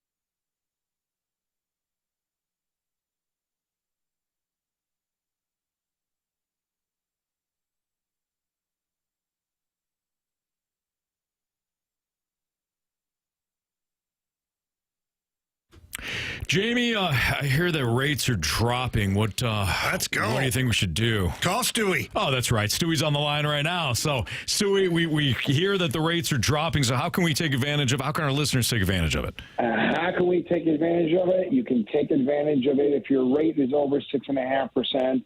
You have a balance over $200,000. Get the bagel loan. It's free, no closing costs. It's easy to do. Now, be careful. You start calling these national mortgage companies and rocket ship this and this and that, and you get somewhere and they say, oh, we'll give you a better rate. Before you know it, you're spending thousands of dollars in fees. This is the key, because to save 0.5% but pay $4,000 to do it, well, the recoupment period could be years down the road. With the bagel loan, there's no closing costs at all. And more importantly, you have somebody in your backyard that can take care of you. You deal with these other institutions, these other banks. Good luck in getting anybody on the phone that you worked with previously and anybody that's going to watch out for you in the future. We're here. We're local. Get the bagel loan, no closing costs. Save that money. And if you ever have any challenges, we're right here to answer your call. Yeah, I can speak from experience that we didn't have challenges just going through the process with Studio purchasing a home. It was so easy to be able to call him, and he would show up here at the station. He showed up at my house one night. We, took care of some business there because that's important. And it's like Stewie said, you call these 1-800 numbers, you get somebody different every single time that really they may not care about what's going on. Stewie cares. So give him a call on his personal cell phone number. That number's 314-324-4440. Again, 314-324-4440. Give him a call, shoot him a text. He's ready right now. As soon as we hang up, you should call Stewie because he's available. So give him a call right now. If you can't remember that number, you can always Google the bagel loan. Thanks, Stewie. Guys, have a great day. NMLS number 226715.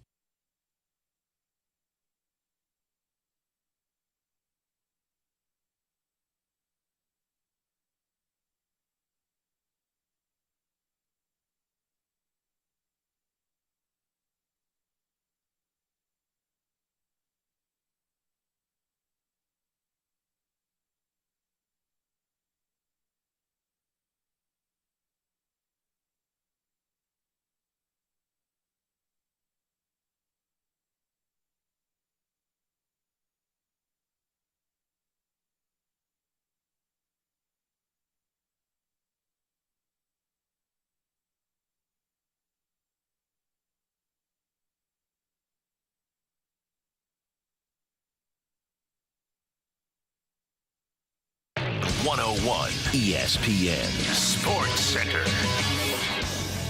I'm Andrew Marsh. It's time for a Sports Center update brought to you by Saliga Heating and Cooling. We just got done talking with Voice of the Blues, Chris Kerber. If you missed that interview, make sure you go to 101ESPN.com or check out the free Dobbs Tire and Auto Center's 101 ESPN mobile app. Just head to the podcast page. You'll find all of our interviews and all of our shows there. And it's all brought to you by the Schaefer Door Company. We'll also talk with Jim Montgomery at 5 o'clock, so stay tuned for that. Big news of the day as it pertains to your St. Louis Blues. Robert Thomas has been placed on injured reserve with a lower body injury. He will be reevaluated in 2 weeks. The Blues take on the Tampa Bay Lightning tomorrow, and you can listen to that game right here on 101 ESPN. Pregame starts at 6.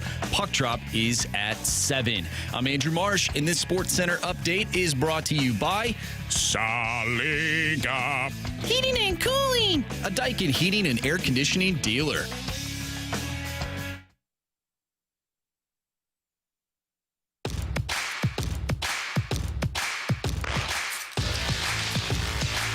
It's Fastlane on 101 ESPN. John Harbaugh was hired by the Giants last night, or at least the two sides started working on a deal and expected to be finalized, which I know, Carey, got you thinking a little bit about the hiring process overall, whether or not it's a good idea to go with the new blood or somebody that, like John Harbaugh, is tried and true. I would imagine it's based on where you're at as an organization, but what are your general thoughts? Well, I was wondering because we talked about earlier, John Harbaugh going to the Giants, and it just piqued my interest because there are a lot of opportunities for first-time head coaches in this coaching cycle. But there are also some coaches that have had experience, that have had, opportunities of coaching at the NFL level and already had some success, had some failures. So I just wonder when you're in a position of an ownership group, what makes the most sense? Because I look at first-time head coaches this season, Liam Cohen, playoffs for the Jacksonville Jaguars. Ben Johnson for the Bears, playoffs, still playing. But then you look at some other first-time coaches in Aaron Glenn. Man, that was bad with the Jets. Mm-hmm. Yeah, but that's the Jets. Kellen Moore, he got better. It was bad. Yeah. To start the season. It was hopeless the start of the season, and then you provided a little hope at the end of the year. Right. And then Brian Schottenheimer kind of right there dead smack in the middle. Yeah. So you get all levels. You got the good, the bad, and the not so bad. And the meh. Yeah, the meh. Yeah. And then I looked at, the Giants again, about to hire John Harbaugh as a coach that has coached 18 years in one organization, has won a championship, has had a lot of success, a lot of Pro Bowlers and Hall of Famers that he's coached, and had a decent year this year, one game away from making the playoffs again, and a missed field goal. One kick. Away. Field goal. From making the playoffs. Loop-de-loop. Swung right to the right. But then a retread like Pete Carroll, who had coached and won a championship in Seattle, made another championship, didn't win it, and then he gets hired in Las Vegas and he's one and done. So for me, it's kind of what do you need? I guess it's an organizational kind of based question. What do you need? What players do you have? And who is the best fit for the types of players that you have? I'm always of the mindset that if a guy has I probably wouldn't have hired a Pete Carroll. I think he's a fantastic man. No. But I don't think that I would have gone that route. Mm-hmm. I probably would have gone with a younger, more energetic, and Pete Carroll at 70 plus has a lot of energy. But I would have gone with a younger, more energetic coach that can be a leader. But when you're dissecting this, what do you think is going through these owners' minds as they sit in those meetings and decide who the next coach of their franchise should be? Yeah, it always amazes me, no matter what the sport, hockey does it, baseball does it. I don't know much about basketball, so I'm not going to drag that in. But, you look at some of these coaches, and the coaches tell you who they are over the course of their career. So the retreads, let's focus that first. Like Mike McCarthy, you know what he is. Yeah. You know what he is. Somebody says you know what they are. Why would you hire that? You know what they're going to bring, and you know you're going to fire them in a couple of years. Why are you bothering? As a business owner, as a boss, and all these things, I want to look at somebody that will improve my company, my team, and the team will grow with said individual to eventually embody what this person is because they're the leader of the pack. Mm-hmm. When I look at some of these coaches that are retreads, even like you said, Pete Carroll, Pete was great, but Pete, enjoy retirement. Yeah. I'm not doing that to a young up-and-coming Raiders team. Long-term, was Pete Carroll the answer? No. So then why did you bring him in short-term? Right. He wasn't going to be the coach for 10 years. Right. We know that. Yeah. So if I'm evaluating a retread, I'm looking at a John Harbaugh. I'm looking at a Mike Tomlin, at a Matt LaFleur. I know he's not available, but that's what I'm looking at when I think of a retread. Even Jim Harbaugh coming back to the NFL, okay, I'm good. I can see this guy leading my franchise. Otherwise, man, I'm looking for the next Matt LaFleur, the next Ben Johnson. Who is that guy right now? Liam Cohen. Who are those guys? Because right now, that seems to be the recipe for success. Yeah. And Jamie, I agree. I think you have to fall back on what are your core principles. What are the things that you believe in? And I don't know if owners can answer that. Right. I think owners maybe are very... Carly Ursay's right. The owners are out of touch with the process. Well, and maybe that's the case. I also wonder if it's just human nature and they're so reactionary. I had a defensive guy. Now I want an offensive guy. I had an offensive guy, and you know what? We scored points, but we didn't play defense. Right. I want a defensive guy. Now, they're so reactionary. It's a long-standing joke that whatever you just fired, you want the exact opposite. Yeah. If you had a relationship, though, isn't it?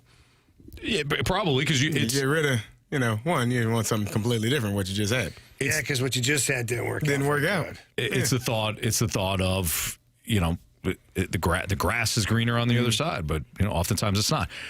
If you just had a hard ass, now you're looking for somebody that's going to be more player friendly. If you had a player friendly, you're looking for somebody that's going to be, a little bit more of a dictator, right? To me, if I'm an owner, the NFL is set up for offense. The rules are designed for offense. Well, they are now, that's for sure. If you don't have one of the top 10 offenses in the NFL, it's going to be very difficult for you to make a run.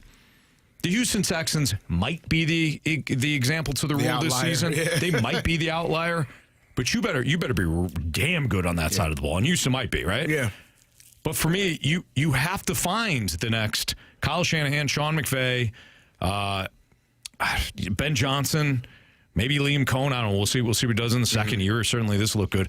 That's I have to fall back on my core principle, right? And I have to kind of ignore the fan base yelling at me, saying, "Well, you just had that guy." No, I just missed on that guy. Right. Doesn't mean I can't find him now.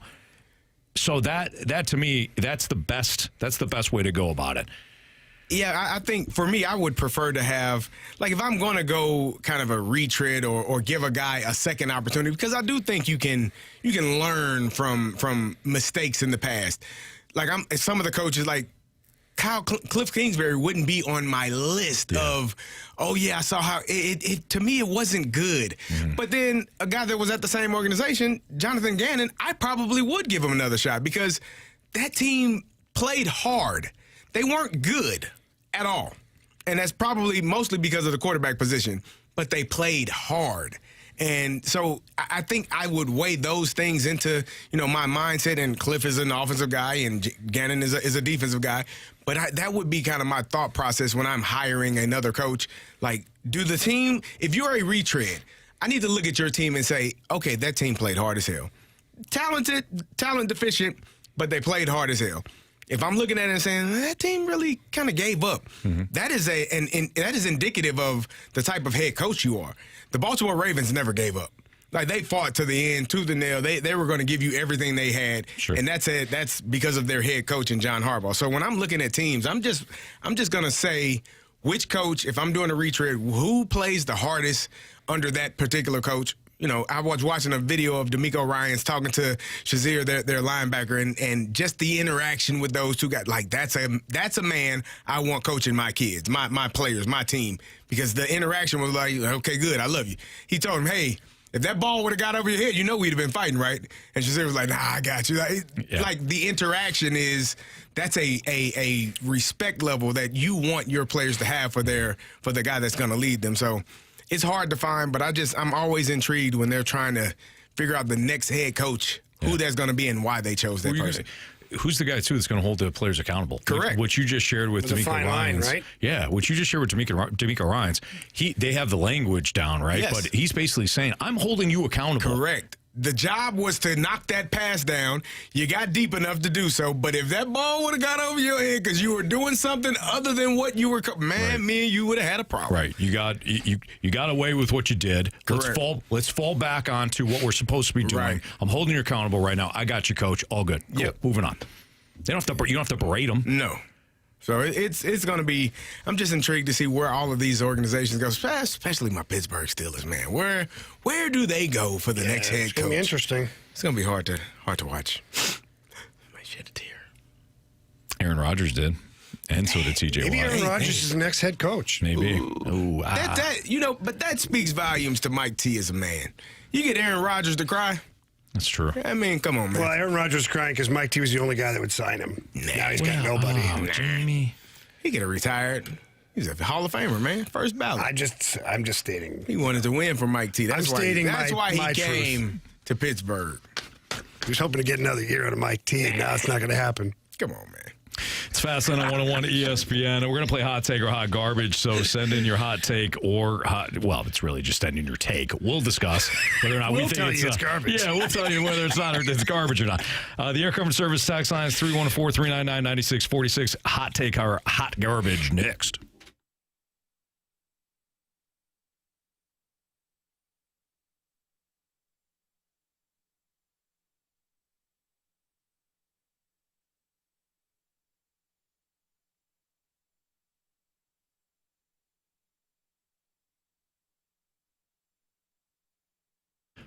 I love going to Auto Center's Nissan Herculaneum. This time in the last couple of years, it comes to service because we purchased a vehicle at Auto Center's Nissan. My wife has a pre-owned Pathfinder that she absolutely loves, and anytime we get a service, we go to Auto Center's Nissan. But when we needed a new ride and we wound up going with a pre-owned vehicle, we knew that Auto Center's Nissan had the best selection in town. In fact, they have over 1,000 new and used vehicles, all in one easy location.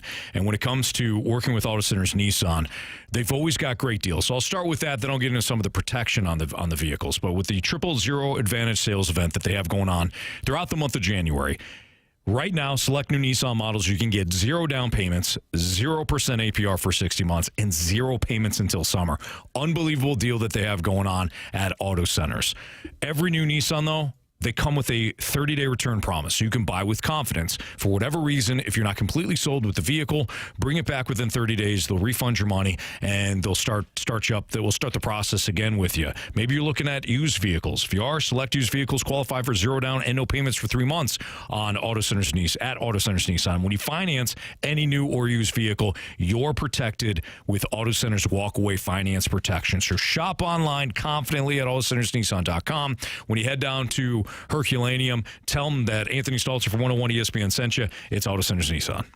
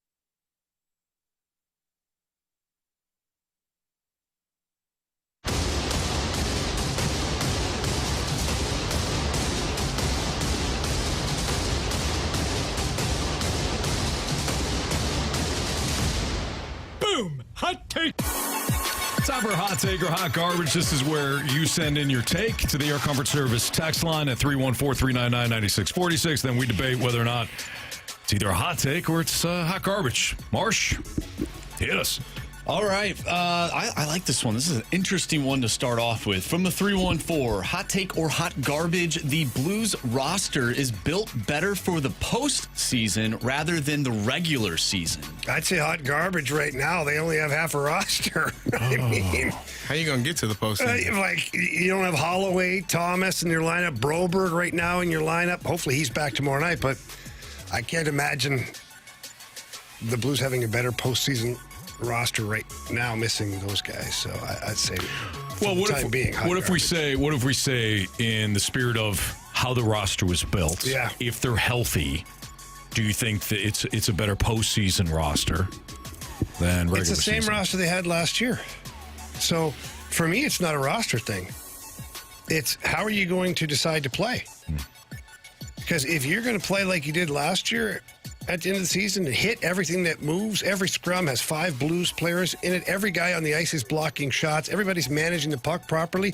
Yeah, your roster's built for playoffs. If you're going to play the way you have all season so far, it ain't going to be a very long playoff. No. From the Waterboy, hot take or hot garbage. With what Chaim Bloom has done this offseason, the Cardinals fan base is looking forward to spring training and the start of the season more this year than any of the previous Ollie Marmol seasons. I think it comes down to expectations. We know now that the expectations have been lowered. And not in the way of like you should lower your expectations. It's just we know they're committed to a rebuild. So those expectations now have to come down. So if you look at it, it's not the same tired roster, the same tired offseason, no momentum, no energy, no youth. Now you can look in and say, all right, well, it's going to be a rebuild. My expectations are low this year. Let's see what they got. And I think that generates a little bit more buzz, a little bit more, I wouldn't say excitement, but I'll just stick with buzz. I'll have to say hot garbage on that one because Ollie's first year he had Albert Pujols come back. Mm-hmm. So quite a bit of buzz around that season. I'm just going to say, and Waino was going for records. Yachty and Waino's battery record was like, there was a lot more to be excited about. Now, since that year, I think not that people are more excited this year. I think people might be more realistic and kind of curious as to what the Cardinals will look like.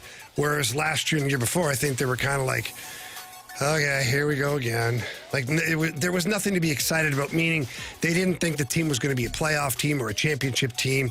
There were no real young guys that were going to be breakout stars. Mason Wynn ended up doing a lot better than we thought he would. But this year you've got Mason Wynn, J.J. Weatherholt, Herrera. Is he going to catch? Is he going to not catch? Is he going to hit? Alec Burleson gets to play almost every day now. Like there's other different things to be excited about. I agree with that. I think I was going to say hot take that this is the most exciting season, but I clearly forgot 2022 when the machine came back and hit those home runs and people were out of their damn mind. So, hot garbage. From the 573, hot take or hot garbage, Josh Allen and the Bills made it through their toughest competitor last week. They now have his easiest path to the Super Bowl in his playoff career. I'll say no on the first part, yes on the second part. I don't think that they have faced their toughest opponent. I don't think Jacksonville, despite the Jaguars playing as well as they were, I don't think that's the toughest opponent. You have to go to Denver. You have to go to Mile High. Yeah. And I realize that nobody likes the Broncos, but the fact of the matter is the defense is excellent. You're down a couple of receivers now. Your receiver room wasn't that great to begin with. I still don't think James Cook is going to run the ball effectively, not against this front seven. There's still a lot on Josh Allen. Plus, again, you're traveling. So it's never going to be easy just to constantly win on the road. It has happened. Right. Aaron Rodgers did it when he won the Super Bowl against the Steelers in 2010. There's been other examples of that. Mm-hmm. But when it comes to his easiest path this season compared to previous years, you don't have to go to Kansas City. You don't have to worry about Joe Burrow. You don't have to worry about Lamar Jackson. So, no on the first part, yes on the second part, in my opinion. So that means it's hot garbage. You can't agree with the whole. You can't agree with the whole thing. Then it's hot garbage. First is hot garbage. Second is hot take. Okay. What Anthony said. Okay, he's right. Always. It's his show. No, that's right. Hot garbage. What? It's hot garbage. Jamie what didn't you just hear said. anything I said. Hot garbage. You don't even know what I said. I'm going with the odds. I said it's his show. Oh, no, that's hot. Jamie's right. Hot garbage. Let's do one. I gotta be careful or I get fired, you know? Yeah. Anthony goes into the boss's office. We know that, eh, Carey? Yeah. When we're like, hey, man, we're getting out of here. Anthony's like, oh, yeah, I forgot something real quick. And then all of a sudden he's in the boss's office. And the next day we get a stern email, something going on, a pay cut. Remember we got suspended for a day? You did. It was really weird how that happened. Anyways. I think you've missed a few more days than me. I'm pretty sure you probably got suspended, not me. Then you miss a whole 3 months. Yeah, that was What was that about? though. We're playing hide and seek. Literally, I won. Literally. All right, let's get to the gauntlet. We got a returning gauntlet contestant. Darian Hatcher. We'll see where Darian goes or who Darian goes with next on 101 ESPN.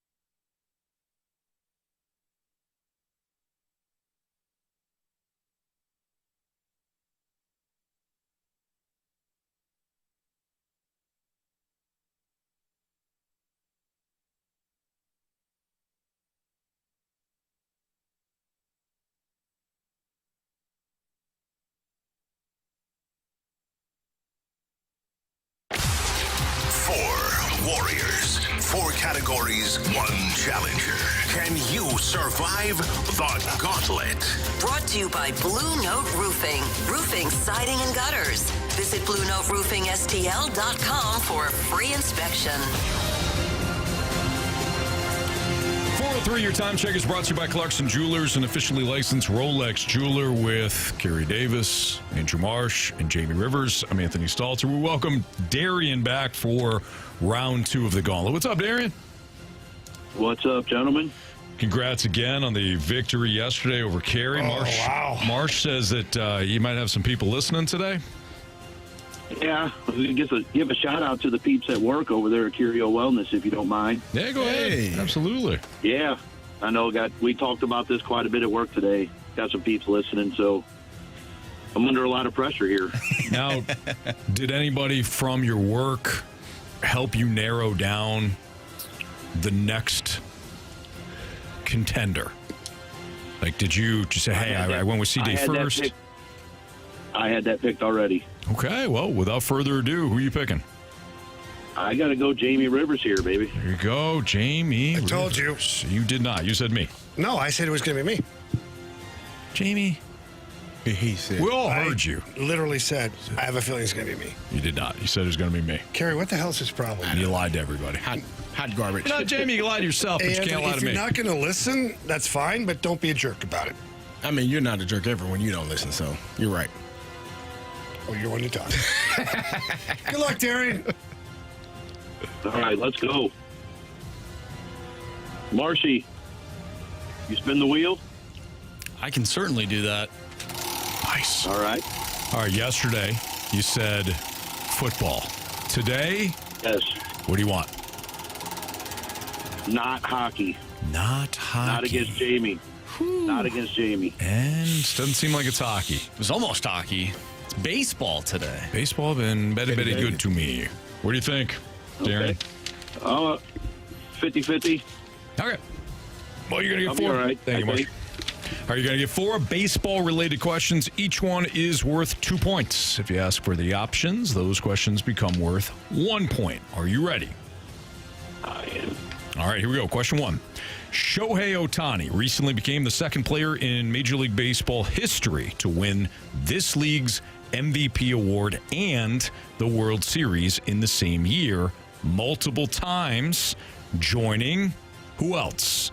So who else won the league's MVP award and the World Series in the same year?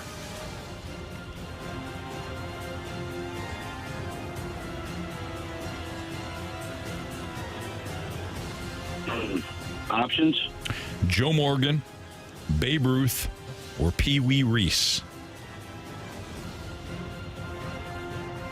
I'll take Babe Ruth. Final answer. Question number 2.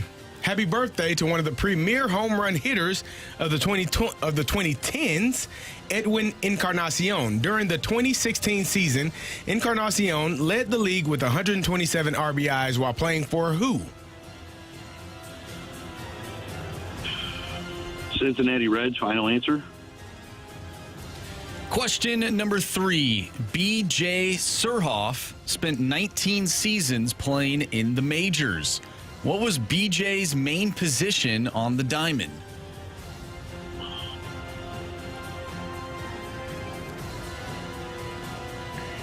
Options? Options are, yes, those options are second baseman, first baseman, or outfielder.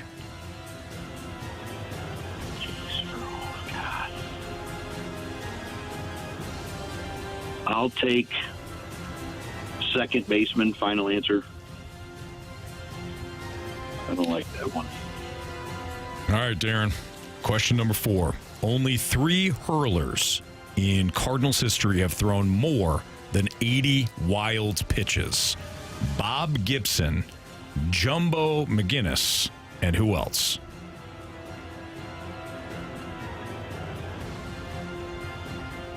$80 wild pitches. I want to say Steve Klein, but that's not right. I'm certain of it. Give me the options, please. All right, how about Steve Carlton, Bob Forsch, Rick Ankiel?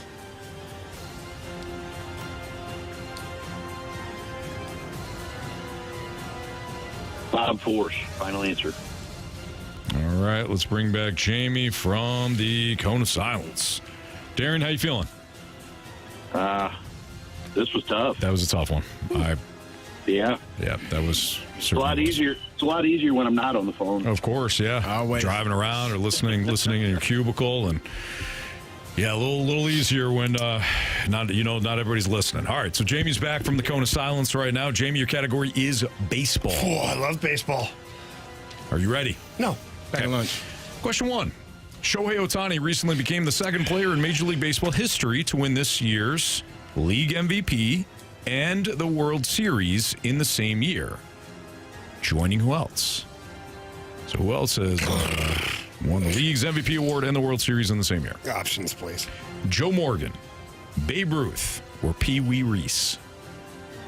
Well, Pee Wee Reese sounds like the outlier, but man, Babe Ruth, I'm just going to go with Babe Ruth. Final answer. Question number 2. Happy birthday to one of the premier home run hitters of the 2010s, Edwin Encarnacion.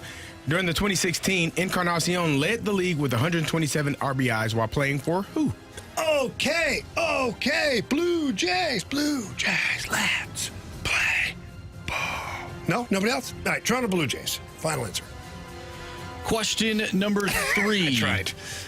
BJ Surhoff spent 19 seasons playing in the majors. What was BJ's main position on the diamond? Ooh. Options? Options are second baseman, first baseman, or outfielder. I think he was an outfielder. We're just going to say outfielder? I'll have to pick which one? That's the option, right? Outfielder? The option just says outfielder. Okay. Well, sometimes it's specific, Andrew. Well, then I would have said a specific You know what? Maybe I'm position. thinking through it. It's your problem. Give me the outfield, please. Final answer. Okay. Jamie, question number 4. Yeah. Only 3 hurlers in Cardinals history have thrown more than 80 wild pitches. They were Bob Gibson, Jumbo McGinnis, and who else? Options. Steve Carlton, Bob Forsch, Rick Ankiel. I mean, Rick Ankiel threw a lot of them, but not for very long. Steve Carlton? I don't know. Bob Forsch. Final answer. All right. Let's go over these guys. Shohei Ohtani recently became the second player in Major League Baseball history to win to win his league's MVP award and the World Series in the same year, joining who else? Darian, listen to the options, went with Babe Ruth. Jamie, listen to the options, went with Babe Ruth. Correct answer is... It's Joe Morgan. Joe Morgan. Wow. Won it in Cincinnati, 75-76. That's 75-76. Happy birthday to one of the premier home run hitters of the 2010s, Edwin Encarnacion. During the 2016 season, Encarnacion led the league with 127 RBI while playing for... Darian said the Reds. Jamie said the Blue Jays. Correct answer is... It's the Toronto Blue Jays. It's the Toronto Blue Jays. BJ Surhoff spent 19 seasons playing in the majors. What was BJ's main position on the diamonds?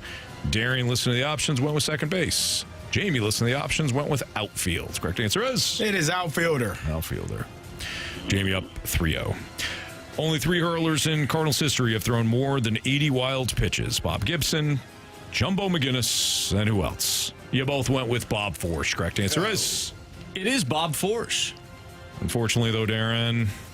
You have chosen poorly.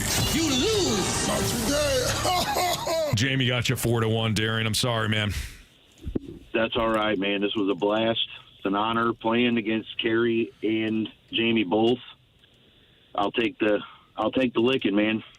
Good job, Darian. You're a good dude, man. Thanks for playing, Darian. Thank you, guys. Thank Keep you. up the great work. Thank you. I appreciate you. Thank you, Darren. Nice job there, Jamie. Thanks, buddy. Way to go. Blue Jays. The Blue Jays is what really saved me. That was in your wheelhouse. Yep. Huh? You just knew. Like an Edwin Encarnacion. Fastball down the middle. Yeah. Rooster high. Yeah. Rooster high. I said thigh high. You all went Rooster in a different high. direction. Okay. Yeah. Okay. Can Indiana's success be replicated by other programs? Talk about that next on 101 ESPN.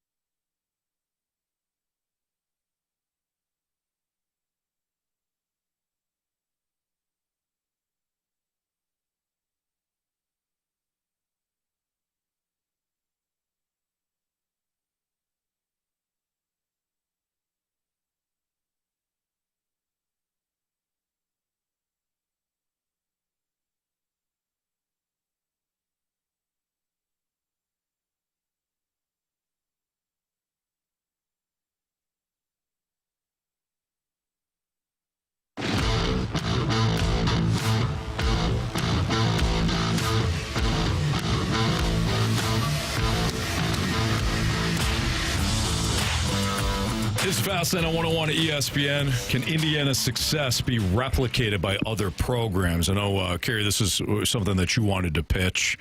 What are your thoughts on that? I find it interesting. I mean, we talked about Indiana, and I don't know if you saw, like, the graphic at one point during the semifinals where 0 5-stars on their team. I think they got 8 4-stars in comparison to some of these programs that 30, 40, 50 guys that have, 4 or 5-star guys. And Indiana has done it in a different way, right?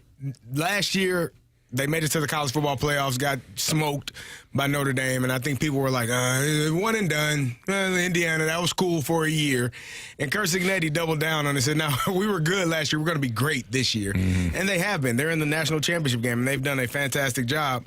But the way that they've done it, they've hit the transfer portal really hard and got guys. They got a lot of guys that played for James Madison on their roster, contributing. Like, they got Surratt, one of their best receivers, was at a D2 school and worked his way up. And Curt Cignetti has done, like, I was reading an article where he basically talks about production over potential, which I think when you look at a lot of these guys that are recruiting athletes, they go for the potential, the size, the weight, the speed.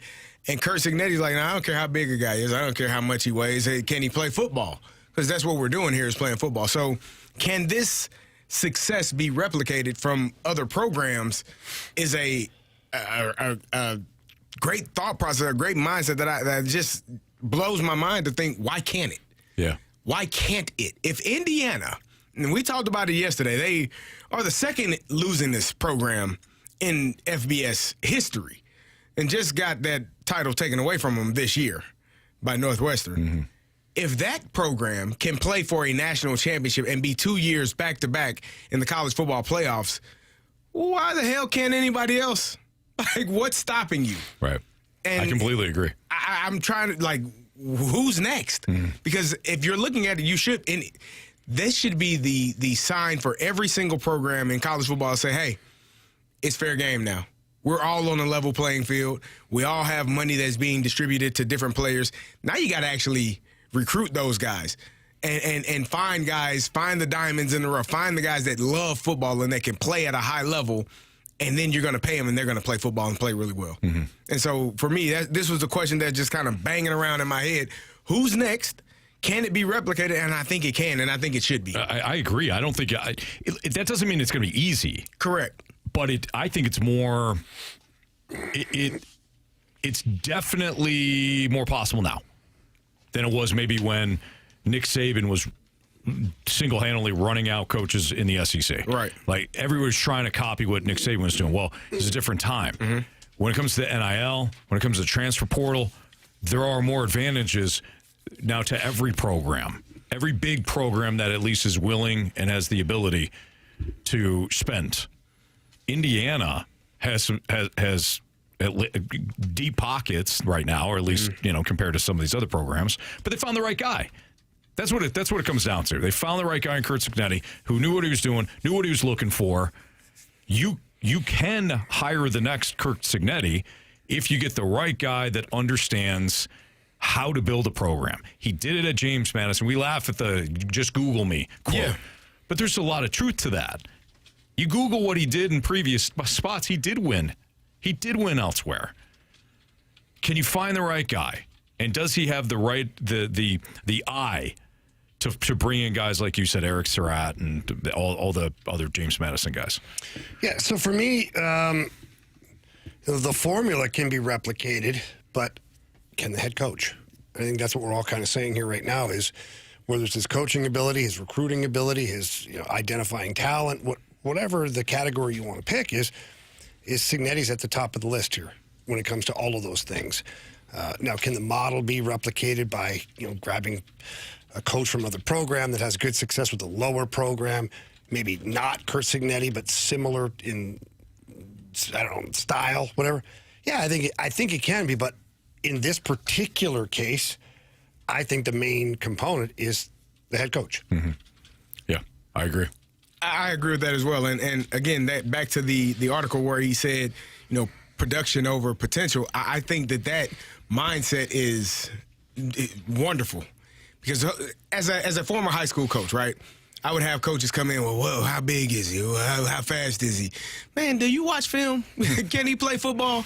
And then the question I would get, well, how come nobody else has offered him? Because everyone is saying the same thing that you're saying. Yeah. They're all waiting, for the perfect opportunity. And I think Curt Cignetti, he trusts himself enough. And I was reading about, the staff and like, when they watch film, they know they might all love a guy. And Kerber's like, nope, he doesn't do this well. Or look at this, or look at that. And they were like, oh, crap, I didn't see that. Sure. That doesn't translate well to being a good football player. And just understanding, the nuances of how, the body mechanics and how people's bodies work and what you do well on the field and what you don't do well. I think he's done a really good job. And I think Nick Saban did a really good job of that as well. There's no way for you to get the talent that he got and then develop those guys to be future, NFL players without understanding talent and understanding how, football works and recruiting football players. So for me, just watching what Indiana has done this year has been outstanding because how the hell are we here? And then my last question is who do you think is the next? Who has a chance to be the next Indiana? I don't even know. That sentence doesn't even sound right. But who has a chance to be the next Indiana? Besides Central Michigan? And Matt Trinkle? Chips. Yeah. We'll put the obvious one to the side. Boy, that's a great question, CD. So who's the program that hired the right guy, but we just don't know it yet? Haven't seen it. No clue. Is it an SEC team? Is it a Big Ten team? A Big 12 team? Is that team allowed to have had a certain level of success this year? I think that's okay. Yeah. I would say sure. Because I'm thinking of a team that poured an awful lot of money, especially into their NIL and their defensive Texas side. Tech. Texas Tech. That's a good one. I know. And they got boat race like Indiana did last year. So that could be a situation where they rebound and come back next year better. I know we always kind of talk crap about this guy, but what he has done, now he has not won the big game, but I think he is a solid head coach and he's done a pretty good job of building a program back up. I think James Franklin in Virginia Tech could be that next school to be relevant. Well, he did his thing in Penn State, and it fell apart this year, but he was there doesn't for mean a he while. can't do it again. Right, yeah. I think it's going to be – I find it – the playing field is level. I told you we would joke with guys from the SEC that when they came to the NFL, they were taking a pay cut. The money that they were making in college back in my day. They didn't get paid. Sure they didn't. No one did. No one got paid. It's funny that the schooling. Mm-hmm. It's funny how the SEC is kind of everybody's caught up to them now that everybody's above board. I'm just saying, not saying. You know what I mean? Carey, good coaching, Carey. Sure. I'm fascinated by your question. I just don't know what the answer is. I'm looking at these teams now, and it has to be a team. It can't be. Like USC, right? Because that's a Notre Dame. No, it's like a team that you are Georgia. Who is? Because I have to feel like there is a team that has that opportunity, but who? Where? Who's it going to be? Maybe I don't know what Vanderbilt is going to look like next year. Maybe they've never done it. Very intriguing, man. Yeah, man, I don't know. It's gonna be, I want to answer it. I just don't. You don't have an answer. I'm stumped that's by why it. I said Texas Tech. I feel like they fit the mold. Vanderbilt. Well, you never know. I mean, you're not Illinois. Oh gosh. All roads. All roads lead to Champaign. Hey, maybe. Yeah. Champaign. Oh yeah, Champaign, Illinois. Yeah. Or Champaign. All right, I don't know. No answer? No. Okay. I mean, I want to answer it. I don't know. We got a couple on the text line. Arizona Wildcats, Georgia Tech. Yeah, I looked at Georgia Tech. I like Georgia Tech. Excellent head coach. Yeah. Yeah. I don't know. It's going to be fun. I'm looking for this. Looking forward to this national championship game as well. Oh, it's going to be fantastic. Should be good, clean fun, Anthony. Okay. I got one for you. Who you got? You're not going to like it. Who you got? Mississippi State. Ah, okay. So their quarterback, Camario Taylor, I watched a good bit of that game against Wake Forest. And he's a freshman. He's incredibly raw, but he's 6'4", 230. Can move, excellent arm. He can play. And I think Mississippi State played harder than they played better than what their 5-8 record indicated. Mm-hmm. I mean, they were in a lot of those games. If you remember, they should have beat Texas. They lost to Florida by 2. They lost to Tennessee by 7. They did not play well against Missouri, and they did not play well against Georgia. But otherwise, I mean, they played most opponents hard. I'll go with Mississippi State. Man, I like that. Cool? Yep. All right. Cool. There you have it. Well done. Thank you. Yep, you're welcome. But only because you eliminated Central on me. All right. All right, Sports Six Pack, 314-399-9646. Part 1 is coming up. That's the Air Cover Service text line. If you have a question for us, send it in. We'll do it next in the Sports Six Pack here on 101 ESPN.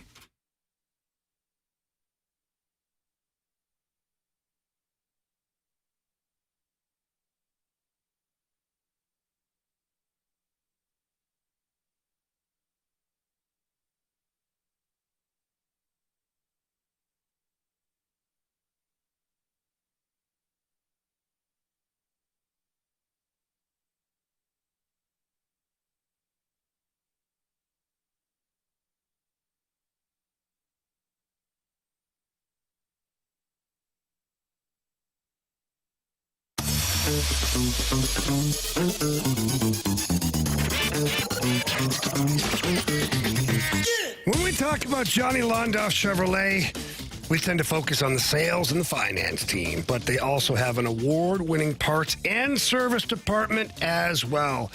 And as the weather starts changing, you may want to check a few things on your vehicle. You want to make sure you have good working wiper blades. Johnny Londoff Chevrolet got plenty in stock. They will install them for free. As the weather changes here in St. Louis, take a beating on your battery as well. Johnny Londoff Chevrolet has batteries in 3 categories: good, better, and best, to meet all the customers' needs. So please make sure you're ready for the tough winter season. We haven't gotten it yet. We will get it. And Johnny Londoff Chevrolet, they're there to take care of you. They also have great deals going on right now with brand new inventory and pre-owned inventory. I know so. My son just bought himself a Chevy Colorado out at the Londoff Autoplex. Going to close that deal tomorrow. Absolutely loves his vehicle, and the customer service for him was fantastic. That's why the Rivers family has been customers for over 25 years now. So please check out everything they've got available. Their old location, the original, we'll call it the OG, out in Florissant, Missouri, or the brand new Londoff Autoplex located out in St. Peters. Both places have great inventory and spectacular customer service. So please go out there and visit them, and also visit them at londoff.com or londoffautoplex.com. Are you kidding me? Johnny Londoff Chevrolet.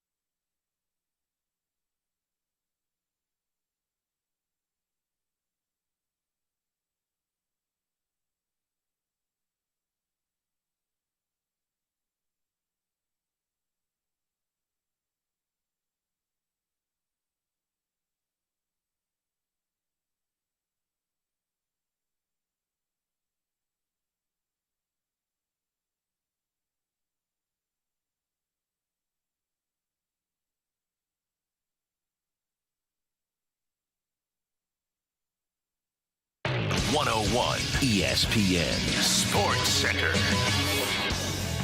I'm Andrew Marsh. It's time for a Sports Center update brought to you by Saliga Heating and Cooling. Robert Thomas has been placed on injured reserve with a lower body injury. He will be reevaluated in 2 weeks. The Blues will take on the Tampa Bay Lightning tomorrow without Robert Thomas. You can listen to that game right here on 101 ESPN. Pregame starts at 6. Puck drop is at 7. We'll talk with Blues head coach Jim Montgomery at 5 o'clock. But coming up next, we have our Sports Six-Pack. So get your questions in to the Air Comfort Service text line, 314-399-9646. We'll do part 1 of the six-pack next. I'm Andrew Marsh, and this Sports Center update is brought to you by Saliga Heating and Cooling, a Daikin heating and air conditioning dealer.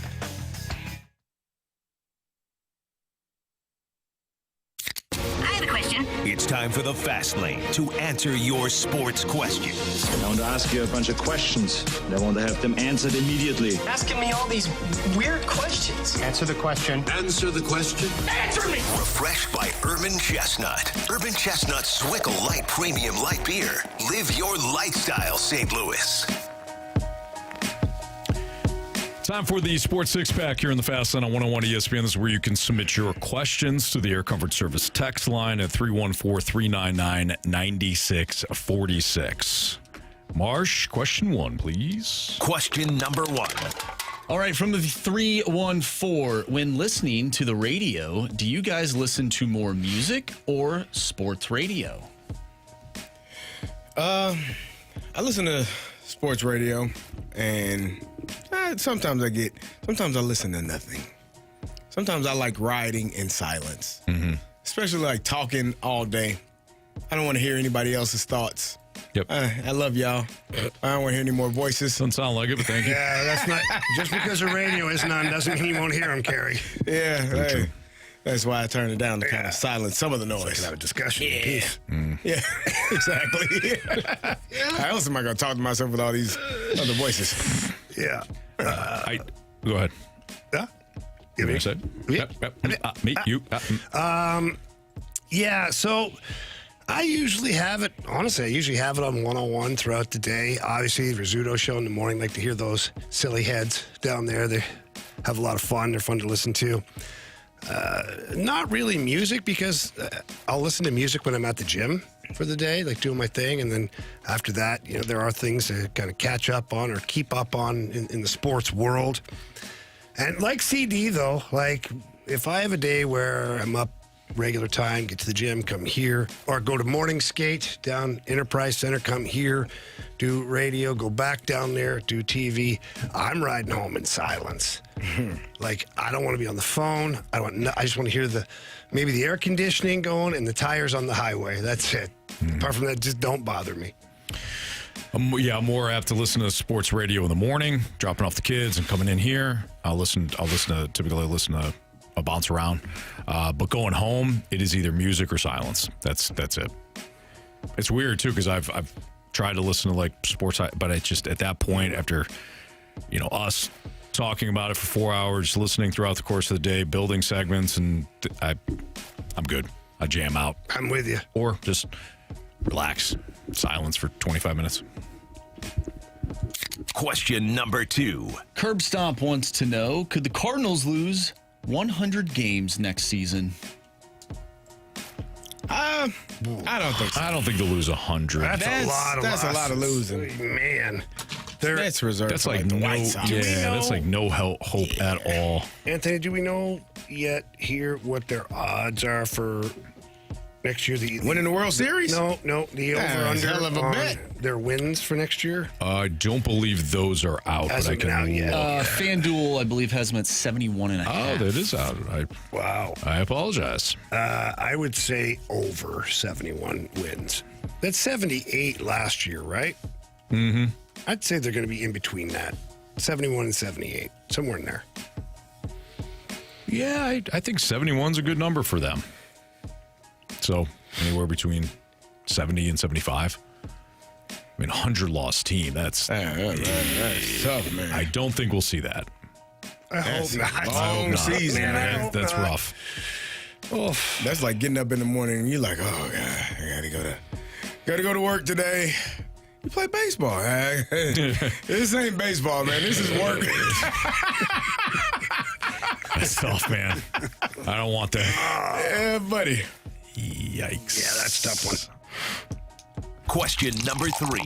From the 314, how similar will Alexander Steen's philosophy be to Doug Armstrong's? I think there will be similarities. I think you'd have to. Steiner has been around Army for so many years as a player and now as management. And in these last 2 seasons, he's with him, I wouldn't say every day, but quite a bit. I think they talk every day for sure. When we travel, they're together, and in meetings, they're together, and scouting trips, certain ones are together. So I think it's only natural that you would adopt certain philosophies and behaviors from your predecessor. I think they'll be similar. Will they be identical? No. I don't think they'll be identical because Alex Steen has his own thoughts on how he wants to build, the Blues roster and what kind of a team he'd like. And no disrespect for Army. Army never played the game. So Steiner has a clear opinion on what he wants to do with his roster. And I'm sure he'll have a clear opinion on what certain players are playing well and not playing well, or what kind of guy he wants on this team. How beneficial is it to have somebody that played in a role like that? What do you mean? Okay, so you're just talking about with Steen, yeah, right? I think it's very beneficial. I would think so too, but it's not the ultimate thing because obviously Army's had success. Right. He's had great success as a general manager, and he never played hockey at a high level. Mm-hmm. But if you look across the NHL, a lot of the GMs that are having success at a high level have been involved or played the game at a relatively high level. And the fact remains, and I've said this before many times, you learn a lot by walking in the same shoes as another person. Mm-hmm. And I can't sit here today and say what it's like to be an accountant, or in order to pick out a great the development of accountants, whatever. But I can tell you about what the hockey player, my eye sees with a hockey player, sure, and things like that. So having played the game, and Steiner, he wasn't just a player. He was a student of the game, too. Let's not forget, he grew up around the NHL. His dad was an NHL player for many, many years, so it has been in his blood forever. So he has a different point of view than maybe somebody who didn't. Certainly. We'll continue our Sports Six-Pack next. Keep firing in those questions to the Air Comfort Service text line at 314-399-9646. Part 2 of the Sixer next.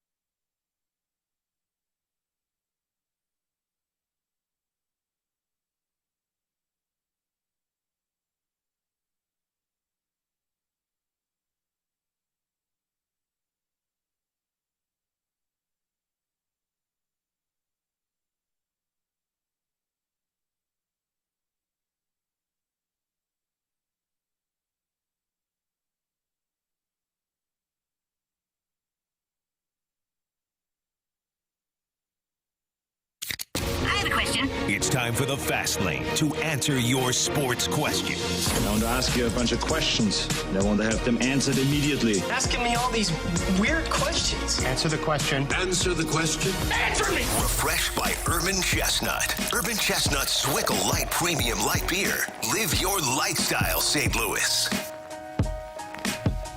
Time for part 2 of the Sports Six Pack here in the Fast Lane on 101 ESPN. 314-399-9646 is how you can reach us. Don't forget, we got Jim Montgomery coming up in 15 minutes. So the coach of the Blues will join us at the top of the hour. Marsh, question 4.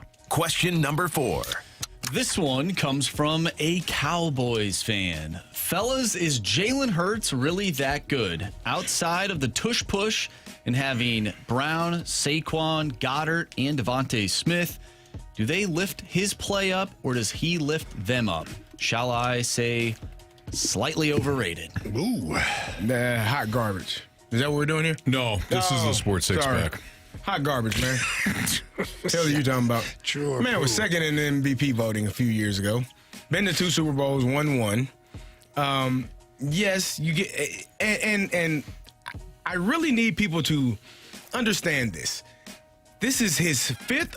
Next season will be his 5th or 6th offensive coordinator in as many years. That's like having a job where your boss changes every single year and the demands of your job are different every time the new year starts. One boss wanted you to do it this way, and then the next boss is like, nope, we don't do it that way, we're going to do it this way. And then the next guy's like, oh, no, neither one of those guys know what the hell they were talking about, we're going to do it this way. And you're like, man, I just learned how to do it the way the last 2 guys said, and now I'm here. So it is extremely difficult. And that's, and in all of those instances, you're still speaking English, essentially, if that's the language you're working in. Football is a different language. For those that have never been in a huddle, man, you sit in that huddle and you hear those words, you're like, who did what and when to do it? I don't know what you just said, sir, because it is the cadence and the all of the calls, the terminology are different from person to person to person. And one offense may be, trips 3 receivers to the right and 1 receiver to the left, and that could be 3 or 4 different words that 3 or 4 different people call it. One person might call it trips. The next person might call it Trey. The next person might call it, something else. But it's all the same formation. You're like, man, 2 years ago, that was just... And then you get another formation that is trips, and that means something different in the new offensive coordinator's terminology. So, I'm just saying, man. Jalen Hurts, to me, is a really good football player. Has been his entire football career as long as we've seen him, both at Alabama, at Oklahoma, and with the Philadelphia Eagles. Is it his fault that every other year they got a damn new different offensive coordinator? I don't think so. But I do think it impacts him.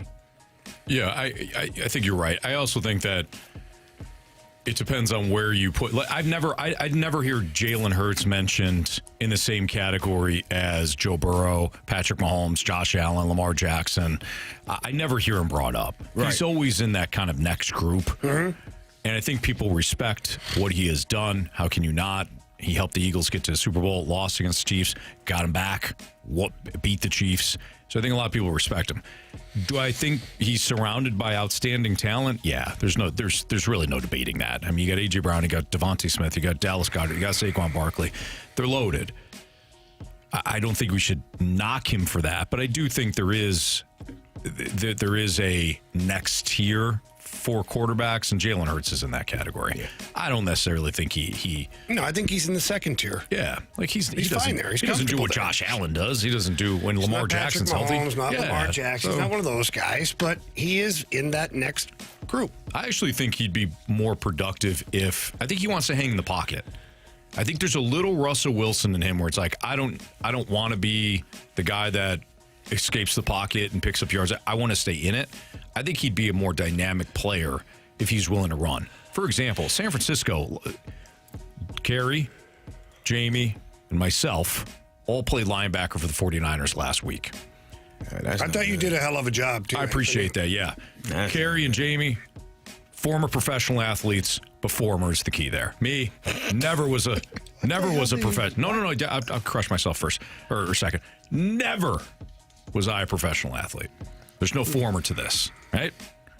Jalen Hurts still didn't run the ball last week, despite facing us. Got to have the plays called. You call the plays. I would love to go call the plays. Yeah, you'd be great at it. Oh, man, I better get that thing rolling. Right. We'd be awesome, man. Motion shifts, and we'll be all over the place. I thought you were going to say something else. Yep, me too. Shifts. Yeah. Nailed it. No, you said it right. No, you said it right. My mind was going to. I was like, oh boy. Question Both 5. can be please. true, by the way. Yeah. Question number 5. Motion shifts. From the 618, when is the give up on Jordan Walker talk going to start? April. Last year. I watched the video. It started last year, didn't I? I watched the video of Jordan Walker smoking the ball to right center on IG yesterday. Must have not been a slider. That was, and it made me think. That was uncalled for. What? The young man's working here. But it made me think. You're spot on. It really wasn't even a call for. It really made me think. Like, it was one video. It was one. You know, he hit the ball. He was in the batting cage. Are you sure? Did we see it was the him. ball and him in the same frame? Yeah, he smoked it. It was in the batting cage. He's practicing. Jamie, be nice. But I had a couple of thoughts. I was like, either this is how social media works today, right? Yeah. Either he's crushing that ball to right center over and over and over again, and he just gave you a glimpse of him doing it one time just to prepare you, or he didn't hit any of them, and that's the first one he hit, and hell, I did it, so let me show you what I did. I don't know. I'd like to think that he's crushing that ball to right center over and over. That means he's going with that outside pitch, Anthony. You know about it. You played ball. I don't he is think it going was to outside. right center. It was. At right center and He smoking was just it. late on the swing. Whatever it takes, man. Whatever it takes. See, hit it. Inside out, go ahead. You know? Uh-huh. And I'd like to think, my mind was wondering, I'm like, man, you know what? I think that guy, man, he's giving you a little taste. He's been crushing that ball to right center all off season, and he's gonna be smoking baseballs in 2026. See, Carey's that guy I talk about all the time. Yeah. Okay? It's like when you, Marsh heard me say it the other day. You have a player that shows you a little something. That's all I need, man. You Little see taste. the big frame, powerful, fast, all these things. And then you see them do something one time. Like, yes, that's who they are. Then they don't do it for an extended period of time. Then they do it again. You're like, oh, It's there. We call that poison because you keep eating it and eventually you die. It's called potential. It's Coach Poison is what it's called. If you can do it once, you can do it twice. If you can do it As long twice, as you're not 3 years you in keep doing it between. again. Can't get fooled again. Yeah. So, Marsh, answer your question. That was April. AI. April. AI. You guys are sick, man. You guys are sick. That's funny, though. Question number 6. From the 636, what is your guys' favorite non-sports hobby? Favorite non-sports hobby? I like to shoot pool. Does that count as a non-sport? Yeah. I love shooting pool. I've got a pool table in my basement. More like games, right? Oh, thanks for the invite. Yeah, anytime, Jamie. No, you started clearly working not on- anytime. Not anytime. Yeah, you're welcome. You You sent come me his over. address. Clearly, it's not anytime. I was supposed to pick Jamie up like 3 days, 1 week, and every day before I was on my way, he's like, oh, don't worry about it, I'm good. Don't worry about it, I'll walk. Nah, He sent me a message those days. Said I saw Kerry pull out of the parking lot, and I'm not getting in a car with him. That's what he texted me. Yeah, it's kind of weird. No, Kerry's. Although we very could park in the compact spot though, with Carey's car. yeah, not in your truck. Not you, though. You understand that? No. Yeah, I like shoot pool. So non-sport hobby? Drinking beer does not count. It depends what you're doing. Like if I'm sitting there fishing, is fishing a sport? I guess it's a sport though. Fishing is a sport. Yeah, but I think the question's more centered on like when you're not watching the Blues, you're not watching the Cardinals, you're not watching football. Like, what are you doing? That's the way I take it. Yeah. If I got like something, I would sit back, relax, and kind of. I feel like you go to a fair amount of concerts. I do love concerts. I do. Ashley loves them too. Yeah. We have a good time. It's fun. It's a hobby. It's ish. Ish. Yeah. I like concerts too. Those are really cool. I got a 9-year-old. I have a 7-year-old. Yeah, you got nothing. I have a 4-year-old. Any hobby This is whatever they're doing. Is what they're doing. Yeah. So I realize it's still sports related, but coaching them, I absolutely love. Like, I love coaching Killian in football and baseball and Madeline in softball. Lincoln at some point, we'll get him involved. MMA probably knowing him. A double punch. The double Superman punch will make its appearance. I got to tell a quick story. We got Monty coming up. I'll be real quick about it. But Lincoln got sent home the other day with a note that apparently he helped a kid after they'd fallen off the bike. He helped him up, and the teacher wrote a nice report. Hey, Lincoln did this. We're so proud of him, whatever. And Chris and I are like, are we sure he didn't push him down and then lift him up? He's the kid who put the stick in the spokes. Now, let me help you out. That's so terrible. Let me help you out. Now, in Lincoln's defense, the kid probably did something to him first. Then he threw him off the bike. Then he got him up, and the teacher saw the bike. But yeah, that was our first thought. Why'd you put the stick in the spokes? Just wanted to see what would happen. Turns out you fell out. All right, Coach Jim Montgomery next on 101 ESPN.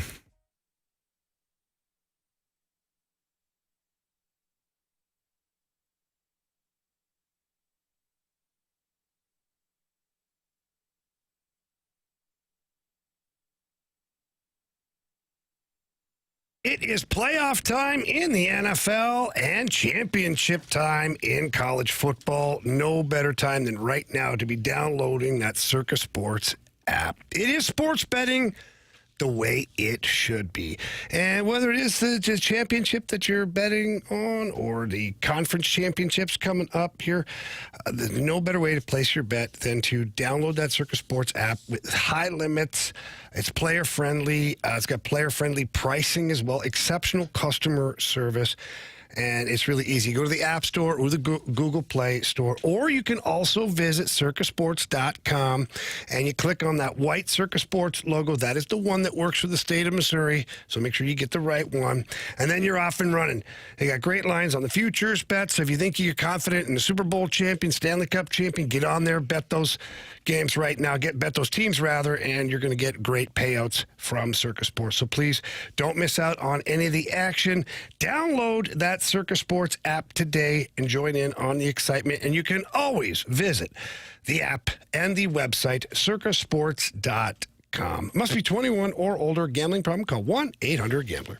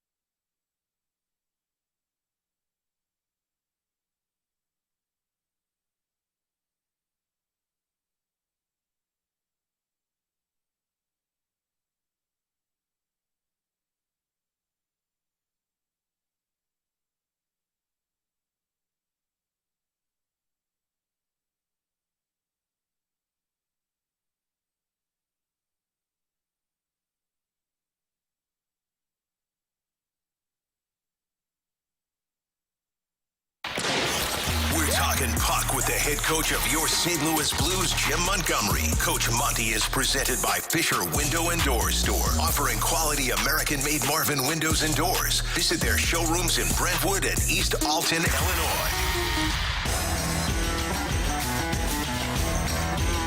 5:01, your time check is brought to you by Clarkson Jewelers, an officially licensed Rolex jeweler with Kerry Davis and Jamie Rivers. I'm Anthony Stalter. Let's head to the Collier and Thompson phone line. We're joined by the head coach of your St. Louis Blues, Jim Montgomery. Coach, how are you? I'm excellent, guys. Great to be on again. Drive at 5. Yeah, baby. I like that. T-shirts now available. Sorry, Coach, you won't get a cut of that, but that's okay. Appreciate the idea. That's all right. Just, I can go to the when you guys become millionaires and trillionaires, I get to go to the party. If you can help us get to that level, you're first one on the list, Coach. Hey, I meant to talk to you a little bit about the Blues Hall of Fame night the other day. And, you're a former Blues player along with myself, and you know a lot of the guys that were on stage that night. But, I was really impressed, not just with the night, because that's a given. It was emotional. It was awesome, all those things. I was really impressed at how many of the current players were at the dinner. Was this premeditated? Was it something that you guys had said you want players there, or was this voluntary from the players? It was voluntary, but it was premeditated also because, I'm not sure exactly because I don't know the process, but I know we had 15 tickets and 15 players wanted to go. More players wanted to go, but we only had 15 tickets. I don't know if that's the seating because it was a full sold-out house. There wasn't an empty seat in the MAC. What a beautiful venue it was. Yeah, it was awesome. So how important is it for you to see that many players there, and how important do you think it is for those players to hear the stories first and foremost? Those are great, but hear the history of the club and what the city of St. Louis means to these former players and things like that, to really give them an idea what it truly is to be a Blue. Yeah, I mean, to me, that night was special, and the words coming out of, the most famous Hall of Famers in St. Louis Blues history about how special the fans are here, how special this city is, and, the blue-collar work ethic that the players all talked about, and immersing yourself in the community. It was amazing, and I felt it really struck a chord with our players about what that crest on the front of our jersey really symbolizes. Coach, you placed Robert Thomas on injury reserve today. Obviously, you never want to deal with injuries, but does this injury and the number of injuries you've had this year, does this give you an opportunity to maybe see some guys in different roles that they haven't been in this year? Yeah, this is really going to allow us, especially for someone like Dalibor Dvorsky, to increase his minutes from, I think he's been averaging 15. Now he's probably going to go to 17, and see how he handles that kind of workload. It just really speeds up his development for where we project him to be in the future here for us, in the real near future, too. And then just other people, too, with the injuries. Broberg's out, so now we're getting Mayhew's minutes are up. We're trying different pairings, and then it trickles through. You see Snuggerud's ice time is really going up because ever since he's been back from his injury, he's been a markedly improved all-around player. Coach Jim Montgomery joining us right now on the Fast Lane on 101 ESPN. Coach, I just want to go back to a player you just mentioned in Dalibor Dvorsky. A lot of fans are super excited about his maturation, his development. What can you tell us about him behind closed doors that you see that leads to what you're talking about in the near future? We could see this kid develop even stronger. Yeah, I mean, naturally, he's a young man. He's only 20. He's going to get much stronger, faster, more explosive. So the game's going to slow down for him. And when that does happen, with his work ethic, his professionalism, this is a guy that loves to live on the ice. And as he learns the league and his body gets acclimated to the NHL, he's going to be a force for us. Coach, look, not an easy game the other night. Carolina Hurricanes, they play the game fast, they're aggressive, all those things. You guys had a great response, great game. Joel Hofer played very well for you guys. Now, your reward for that is to get the Tampa Bay Lightning. I believe they're on an 11-game heater right now. What's the message to the team following, the victory over a good team like Carolina and now heading into a game against Tampa? Well, it was our game was good against Carolina, no doubt about it. We beat one of the top echelon teams in the league, which gives us confidence. But we got to bring it up another level because Tampa didn't play don't play tonight. They played last night, and we're going to get one of the elite teams in the league, a team that really, when we were in Tampa Bay, I think the score was 4-1.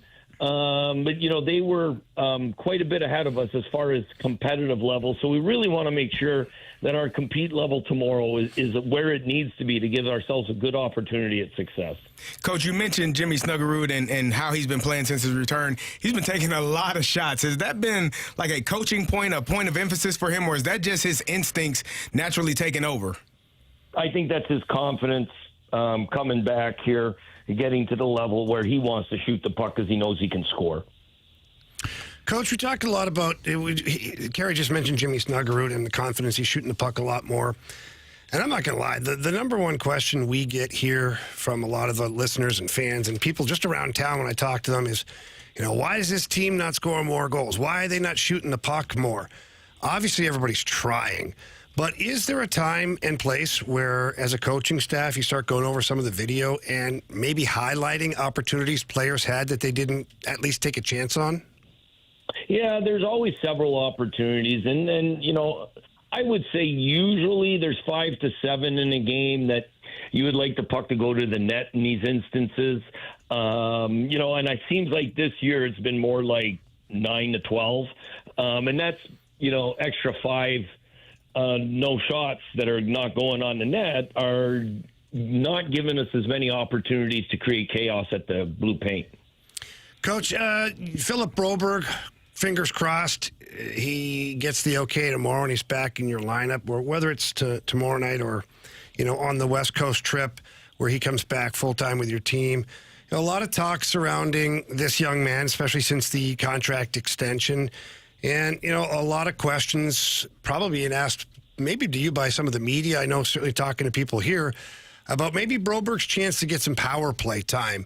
I think the young man has pretty good offensive instincts. Do you think that he's going to get a little time, and do you think that would translate on the power play? I do think it's just, if you've watched his progress as a young man in the league, what he did here last year, first time playing top 4 minutes for a full season, how good he was for us last year, and then how he took his game to another level in the playoffs. And then the way he started this year, I feel no doubt that he's going to get that opportunity to play power play more consistently. And I think he's just going to grow into it and get better and better. Coach, I want to go back a little bit. You talked about like the 9 to 12 shots that you all aren't taking. And I'm sure you love the fact that the team is unselfish. But is that something that they can fix it? Can you make players be a little bit more selfish to say, hey, the benefits of taking this shot as opposed to making that pass are way better than what we have been doing? Yeah, I mean, a lot of times, like if you take a guy like Jimmy Snuggerud who's starting to shoot the puck a lot, like Jimmy, who can shoot the puck better that you're playing with? If you have the puck in the middle of the ice, if you pass it to outside the middle of the ice, what shot do you think is tougher for the goalie to save? And we're unfortunately, this year we've had a lot of players not have the success they're accustomed to. So we've had those conversations with Jake Neighbors, with Braden Shen, with Jordan Kyrou and Buchnevich as well. And hopefully we start, getting trigger happy here for the rest of the year. Coach, just a thought. Have you thought about shock collars? It's something that I think is against the collective bargaining agreement, but I'm going to look into it. I have heard that you may have some.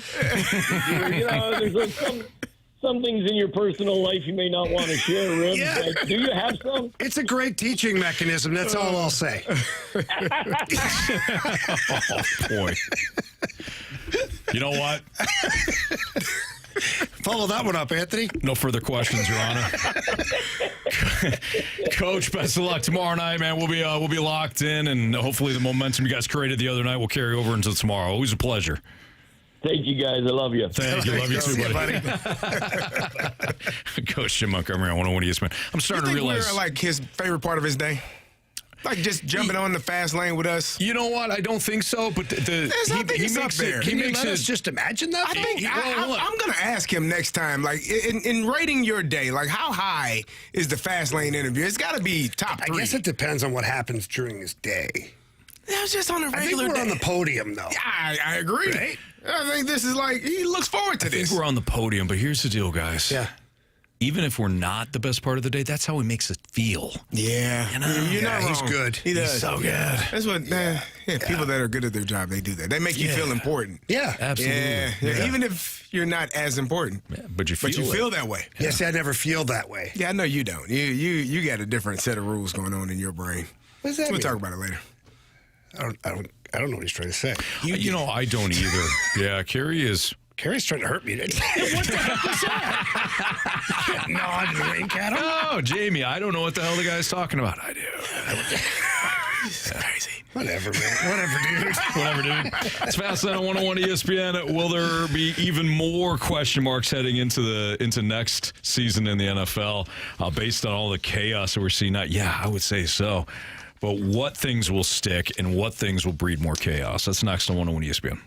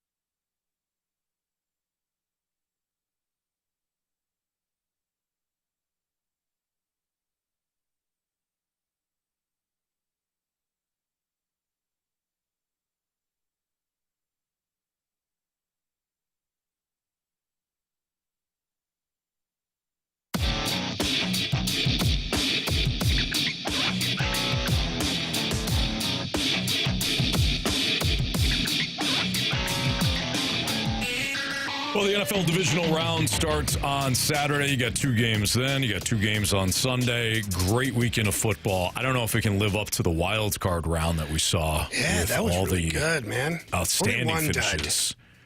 The Patriots game was a little snoozy. Yeah. A little bit. It was. They were it dragged. getting after Justin Herbert. Yeah, but it just Jay Harbaugh. Yeah. Compared to the other games, the Steelers. I can't say that though because it took till the fourth quarter really. Yeah. Before that, it was like it's a 7-6 game. Those two games mirrored each other in a little bit because once the fourth quarter hit, the Texans scored the defensive touch, their first defensive touchdown. Sheldon Rankins took it to the house, and the Patriots-Chargers game. Can't remember who got loose in that one, but the Patriots wound up scoring early in the fourth, and you're like, all right, this one feels over. Anyways, Marsh, you had a thought about there being like more question marks, and this has to do with what we just saw.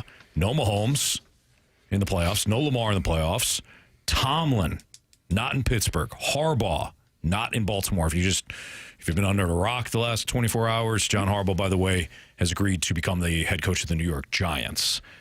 We also have the chaos of what the draft typically brings us, but it does feel like there's a lot of changes. So what were you thinking about when you kind of posed a question about whether or not there's going to be even more question marks heading into next season? Well, yeah, you couple the chaotic playoff field. I think this point right now, there's not truly one dominant team in the NFL, whereas years past, we could point to one team and be like, this team is going to steamroll their way to at least to play in the Super Bowl. I feel like the field is wide open right now. You know, we talk about the Denver Broncos. They're the number 1 seed, but outside of Broncos fans, I don't know if anybody really believes in them. Mm-hmm. Maybe you feel the same way about the Seahawks. Who knows? But when some of these teams that have made their way into the playoffs this year, well, maybe next year they play a tougher schedule. There's some teams that didn't play a ton of hard competition this past regular season. Well, there's multiple teams. Patriots. Oh, the Patriots are one of them. You could look at a couple of other teams. Yeah. But maybe they play a tougher schedule next season and they find themselves out of the playoffs. But then you have to look at the Chiefs, the Ravens, new head coach coming in. You know, the Bengals. They've missed the playoffs a few years now in a row. Do those teams make their way back into the playoffs, or do they not? You know, I feel like the NFL now is sort of wide open, and maybe we're entering into that era. If we want to look back in history and we think about when the Patriots had their first dynasty and then they had their second dynasty, there was a little window where we had different matchups within the Super Bowl, and the Patriots were in there a few times, but there were some different matchups. I wonder if we're entering that era right now where there's a little bit of uncertainty in the NFL. And do you like that? It's an interesting question. I think the NFL likes it. I think this is what the NFL wants. The NFL doesn't want dynasties. They don't want what the Patriots did. They don't want what the Chiefs have been able to do.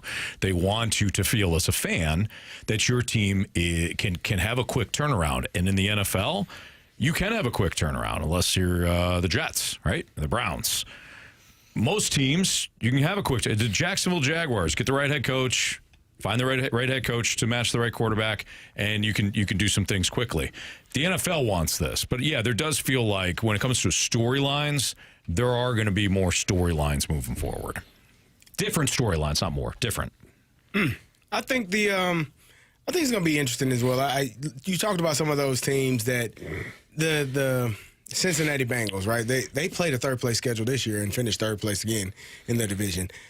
I don't know if that obviously didn't help them coming into this year, so I don't know what it looks like for next year. Then you look at the New England Patriots, who played a fourth place schedule this year, meaning all the teams that they played in the AFC were fourth place teams, and now they're the number one. They're the number one team in their division this year. So it clearly helped them. What does it look like for the upcoming season? Who the hell knows? And who gets better in the offseason via the draft and free agency? Which team hires the correct coach, and that catapults them into being a team that is in the playoffs and having success. It's gonna be a crazy offseason, I think, just watching all of these things unfold. We got one domino that's taking place, one falling with John Harbaugh getting the job, but who's the next one? And what does that team look like going into 2026? It's gonna be fun to watch. I think we got a couple of weeks here. Because there are some candidates that will get more and more interviews that are currently coaching. Clint Kubiak, the offense coordinator for Seattle. Robert Saleh will be a hot name until he's coaching, obviously, the defensive side of the ball in San Francisco.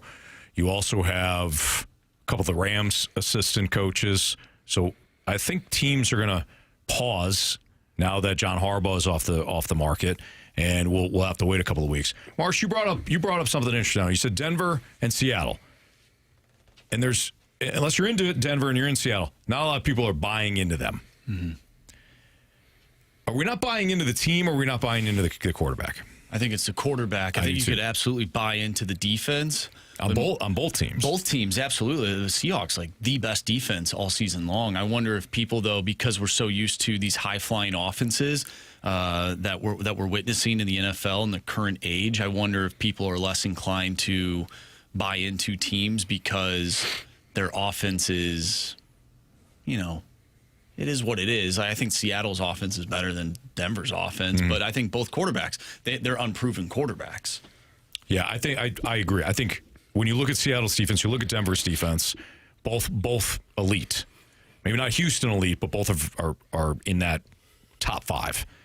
You look at the weapons. Jackson Smith and Jigba is fun to watch.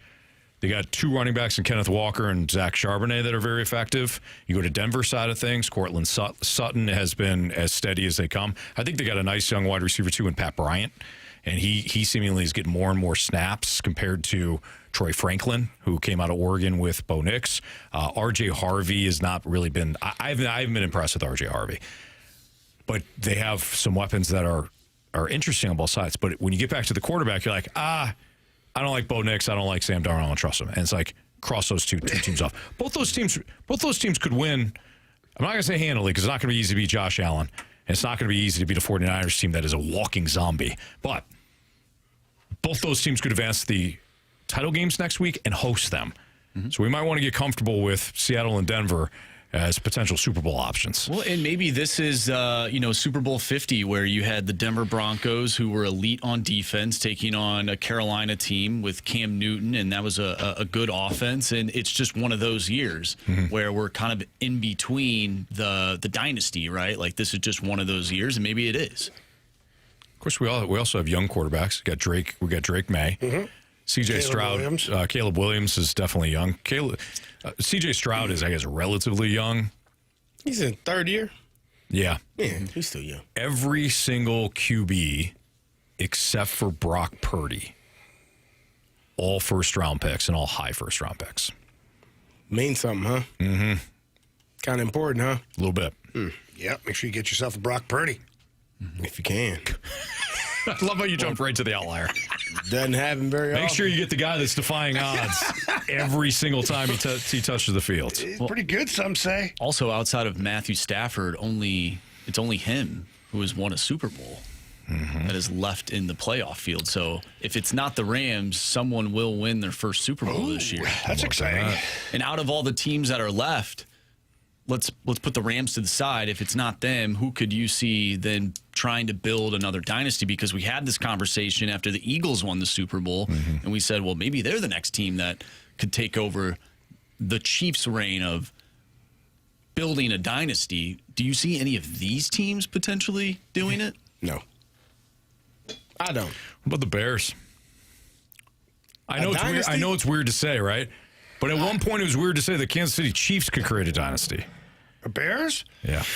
They got the coach. They got the coach, and it looks like they have the QB. The quarterback is emerging. I don't know if he's there yet, but he's showing. Because let's not forget, there are lots of times throughout this season where Caleb Williams did not have the greatest games. What? I'm just saying. He didn't have the greatest game last week either. Yeah, that looked nasty. So let's not anoint him. Hey, the guy, all he does is win, no matter what. Is your Super Bowl team still in it? I had the Eagles. Okay, so no. Yours? Yeah. Who did you have? Buffalo. Yours? I picked Patriots. You didn't pick the Patriots. I had the Lions. Oh, okay. Big news coming out of Detroit too this morning. I missed it. I'll share it after. Carey, I want you to be able to finish your thought. I want you to be able to finish your thoughts. Oh, okay. I was just wondering because I'm going to go with the Texans to win it all since all my teams are out. I'm having a hard time figuring out who to root for. That's why I got to go with Texans. I got to go with Houston. I don't know why. I really love their defense. Yeah. It is elite. And we all know defense wins championships. Mm-hmm. So you can score on defense. Hell, you hold the team to under 7 points. I like my odds. They scored twice. Your special group. We don't need your offense. We don't need your C.J. Stroud. You can fumble it 5 times. We'll do it ourselves. Well, did. He did. Of the last 13 teams to enter the playoffs on a winning streak of 8+ games, they've won 0 Super Bowls. What? Why do you got to crap on CD's parade? I'm not trying to crap on them. I'm just trying to give them some stats and facts. Oh, that's true. We are a stats and facts show. But that doesn't mean that they can't be the first team, in ever, Bob. There you go. To do that. In not the first team ever, but, in the last 13 teams, they can break that streak. So who knows? I don't trust their quarterback, though. CJ Stroud? I don't trust him. Who do you do? Outside of Josh Allen Matthew Stafford, who do you trust? Brock Purdy. He's been there. That's good. All right. What happened in Doesn't Detroit? mean he'll play well, but you trust him. Yeah. I think it's good. What happened in Detroit? You want to tell him? You want to tell him? No, I really don't. What'd I miss? Big announcement today coming out of, what is it, Allen Park up there? I think it's Allen Park. Lions have interviewed or are going to interview. Seeking an interview. Seeking it. They're desperate to talk to this man. All right, who are we talking about? Already the one-man party. Oh, yes! They are interested in Arthur Smith as their next offensive coordinator. I think If they hire him, I'm out. That's You're a great welcome. hire. No, That's you're a welcome. great hire. if they hire him, I'm out. You're welcome. No, it's not. They've lost me. That's it. If they hire him, I'm out. Think about this. They're going to run the hell out of the ball, Think man. about this. With Mike McDaniel out there with somebody, and that's who they want to interview? Yeah. Yeah. He'd be a great fit He's there. going to have 15 tight ends on your team, man. Hey. Highland product, local product, Sam Laporta. If Arthur Smith gets hired, Sam best Laporta season of his MVP. life. Best season of his life. He's going to play he's so gonna many catch snaps. 150 passes. I'll finally understand why Anthony's so miserable. Carey too. He did it to Carey. I know. You're got him. I was Right. sick. Halfway through, he looked at me. Carey looked at, and I knew what he's going to. Before he said it, we weren't even talking football. We're just talking life. Yeah. And he looked at me and goes, Anthony, I got to tell you something. I knew it was about Artie. Yeah. You broke that man. The one-man party. It's a good thing my coach will never give up play calling duties. That's right. That's not what you said earlier this year. You wanted him fired. Yeah. I didn't say I wanted him fired. I said I wanted him to be adaptive and adapt to things. And he did. That's why you started. That's why you ended strong, Yeah, man. imagine doing that earlier in the year. Well, what a crazy concept. Better late than never. Things happen, Mox. All right. It's Fast on 101 ESPN. When we come back, Bet the Board next.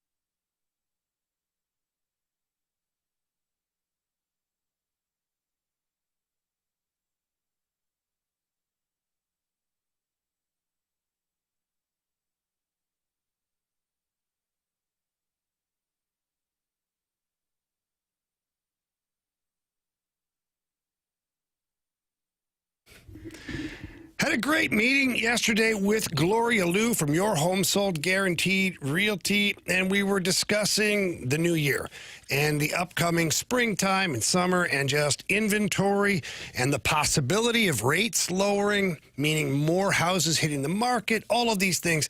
And she couldn't be more excited to be getting into the spring and the summertime because she knows that she can help so many people here in the St. Louis area. She's been in the business here in St. Louis for well over 20 years, and man, she is great at what she does. So, first of all, she understands the dynamic here in St. Louis, that each area of St. Louis has a different price range. And so, therefore, Gloria Liu prices your home to get the most money, maximize the value of your home but making sure you sell quickly. We had Lance down the hall here. He helps us out, works with us. He put his house on the market with Gloria Lou. Took 2 days for her to sell it, and he couldn't be happier. And that's the kind of service that you're going to get from Gloria Lou with your home sold guaranteed realty. So again, if you're in the market or looking to sell your home, please call Gloria Lou. Tell her Jamie Rivers sent you in. Her number's 314-325-6888. Again, that's 314-325-6888, or visit GloriaHasTheBuyers.com.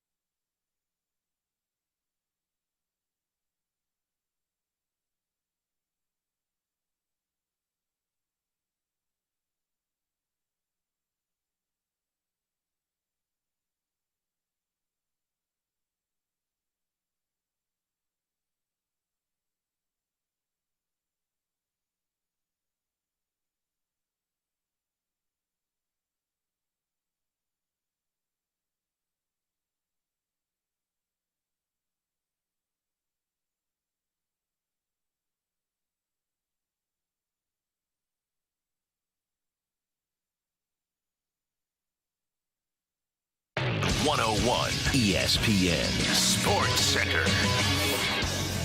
I'm Andrew Marsh. It's time for a Sports Center update brought to you by Saliga Heating and Cooling. Blues are off tonight, but they'll take on the Tampa Bay Lightning tomorrow. Pregame starts at 6. Puck drop is at 7. They will be without Robert Thomas as he was placed on injured reserve with a lower body injury. He will be reevaluated in 2 weeks. We talked about that with Chris Kerber and Blues head coach Jim Montgomery. If you missed those interviews, make sure you go to 101ESPN.com or check out the free Dobbs Tire and Auto Center's 101 ESPN mobile app. Just head to the podcast page. You'll find all of our interviews and all of our shows there. And it's all brought to you by the Schaefer Door Company. We have Bet the Board coming up next. I'm Andrew Marsh, and this Sports Center update is brought to you by Saliga. Heating and Cooling, a Daikin heating and air conditioning dealer.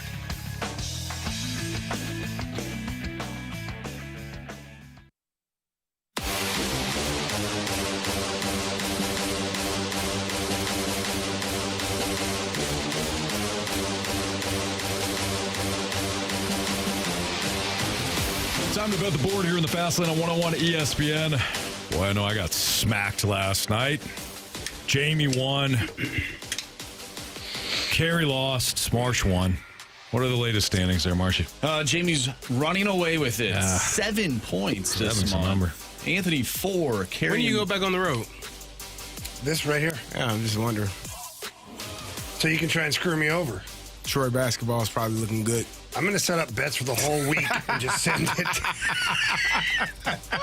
Not a bad idea. Yeah. Marsh, go ahead. 7 for Jamie, 4 for me. CD? Carey has 3. I have 3. Yeah. All right, Jamie. 7, 4, 3. All right. NHL action tonight in the state of Minnesota. Minnesota Wild hosting the Winnipeg Jets. I'm going to go money line on this one. Give me that Minnesota Wild at minus 142. I like it, Jamie.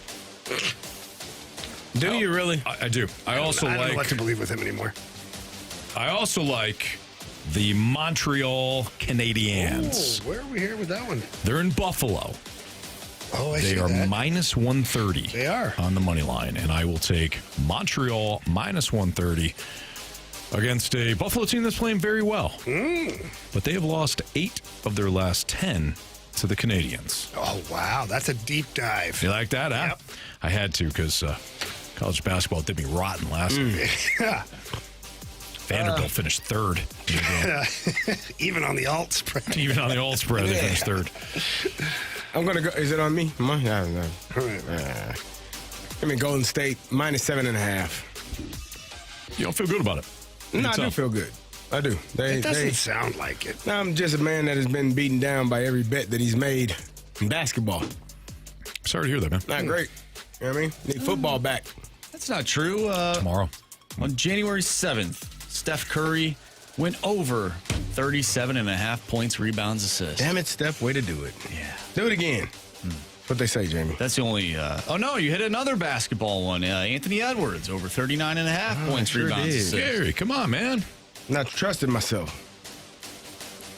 I'm beaten down, man. All the other ones missed, though. So. Thanks. There you go. Yeah. Thanks, Martian. I'm also looking at the Minnesota Wild and Winnipeg Jets game. The Jets, 3-game win streak. They've been terrible this year, but they've won 3 in a row. Minnesota's lost 2 in a row. I'm not going to do a money line thing, but the Jets have scored 14 goals in their last 3 games. I'm going to go with over 2.5 team total for Winnipeg tonight at minus 140. Okay. And some NFL news. Following, of course, the Giants' hiring of John Harbaugh, the Steelers have requested an interview with 49ers OC Clay Kubiak for their head coaching vacancy. Oh, damn, Kubiak's, ain't it? Not Clint Kubiak. He's Gary's kids? Yes, Gary Kubiak's sons. It's Clay Kubiak. A lot of damn Kubiaks being interviewed. Mm-hmm. You get the other one. I don't know if he's good or not. No. Who knows? Steelers said, we'll take the other Kubiak. Sam Darnold. Jamie, I know you're talking about this in one of the breaks. He's dealing with an oblique injury. Said he's confident that he'll play in Seattle's divisional round game against the 49ers on Saturday night. Darnold adds that there is, quote, close to 0% chance that he misses his playoff game against the 49ers. Yeah, you don't miss that game. Nah. Not a playoff game. You got plenty of time in the offseason to not an oblique. Rest up, man. You're fine. Shocking news out of San Francisco. Ricky Pearsall is questionable with a knee injury. Is that shocking news out of San Francisco? Yeah, this guy's never on the injury report. Not out of 7. If you got a player in San Francisco, injury report every week. Yeah. Any player in San Francisco on the injury report is not a surprise. No, not at all. The whole damn team. Yeah, no. They'll be better off listing who's not on the injury report. Yeah, did you hear the thing Marsh brought it up? I saw that. I heard that. I read a whole thing on it. Yeah. The power plant? Mm-hmm. Yep. Then I saw something said that's been there for a number of years. And they've been hurt for How long, though? How long has their facility been next to that power plant? Yeah, man. For a long time, I heard. Man, maybe read it wrong. Whenever they moved from Santa Clara, I don't know if they still are in the facilities. I don't think they moved their practice facility. The stadium moved, but I don't know if the practice facility changed.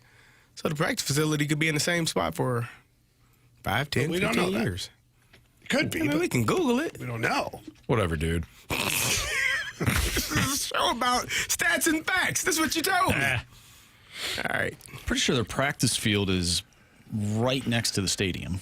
Pretty sure their practice field is right next to an old abandoned cemetery. What? Mm-hmm. It should be better than the electrical plant. Yeah, we're about. I'd rather be haunted than dealing with some sort of radioactive stuff that melts my knee ligaments. Falcons completed an interview with Chargers DC Jesse Minter for their head coaching vacancy. Earlier today, they talked to Jeff Hafley, the Packers defensive coordinator.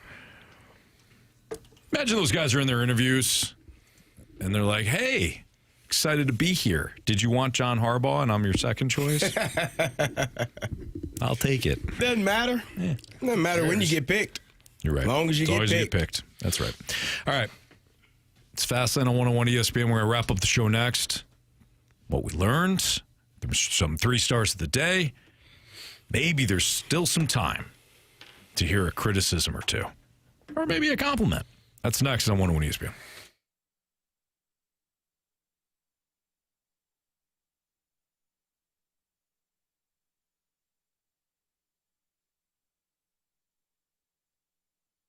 If you're watching the NFL divisional round action this week, why don't you play at Underdog? Football playoffs are fully in swing, and Underdog is the best place to get in on the action. And what I mean by that is if you've been telling your buddies constantly about how much you know about football, well, then watch Test Your Knowledge. Playing on Underdog's easy. Choose whether or not your favorite players will go higher or lower on their stats. Stats can be anything from touchdowns to yardage to even some defensive stats, fantasy points they have available. If you get them right, you can win up to 5,000 times your cash. I gave you a couple of my picks already. Kenneth Walker, higher than 1.5 receptions. I like Josh Allen to go higher than 36.5 rushing yards. And I also like Matthew Stafford to go higher than 34.5 pass attempts. If you like some of those picks, maybe you want to add them to your entry. If you get your entries right, you went up to 5,000 times your cash. I believe I said that already, but might as well mention it a couple of times. It's Underdog. What are you waiting for? Download the app. Use my promo code Anthony to score $75 in bonus entries when you play your first $5. Again, that promo code is Anthony at Underdog. Make plays, win money. Must be 18 or older and present in Missouri. Terms apply. See assets.underdogfantasy.com/web/play and get terms_DFS_.html for details. Concerned with your play, call 1-800-GAMBLER. Visit www.ncbgambling.org.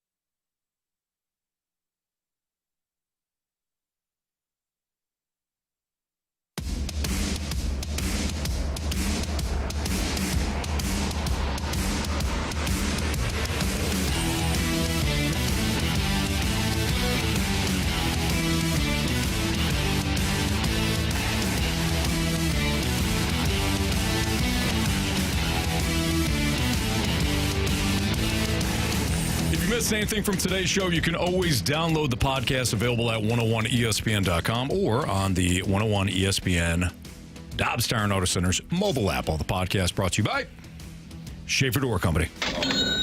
Let's find out what everybody learned today. Jamie, what'd you learn? Yeah, I learned from the head coach of the St. Louis Blues that putting shock collars on your players in order to break habits is probably against the NHLPA agreement with the owners. Yeah, but I felt like the more you know. I felt like Jim Montgomery is going to look into it at least. I feel like he was okay with it, but obviously can't break the rules. Yeah. Yeah, don't want to break the rules. No. Carey? I learned that even when I do try to cheer on or root on our Cardinals, you guys still, kind of hate on it. That's not true. You guys aren't coming from the Dodger guy. No, I'm a Cardinal guy Dodger that likes to watch the Dodgers, and I was saying Jordan Walker hitting that ball to right center, and you was like, he probably struck out on too much times. I didn't say that. He did. It just wasn't a slider. It wasn't a slider. Jamie, I can't see too good. Is that Dave Roberts over there? Yeah. Okay. Why do you say that? Why do you say that? Huh? Because he loves the Dodgers. Why is it not Pete Rose? Well, because he never played for the Dodgers. Oral Hershiser. He doesn't play for the Dodgers now. Whatever, dudes. Marsh, what'd you learn? Anthony, I learned that even when your child is a good child, sometimes you believe that he's not. Yeah, you question it. Yeah. I wouldn't question the other two, but this one, you're like, what were you up to, dude? What were you up to, Lincoln? What really Either happened? way, the result was what you wanted. Absolutely, yeah. If I knock you down, I'll help you up. Yeah. If that's what happened. If that's what happened. If that's Either way. allegedly, how many people saw it? Nobody. Sometimes that's the best way to set an All they example. saw was him picking up the other That's child. it. Knock him down and say, now this is what happened. Yeah, now let me help you up.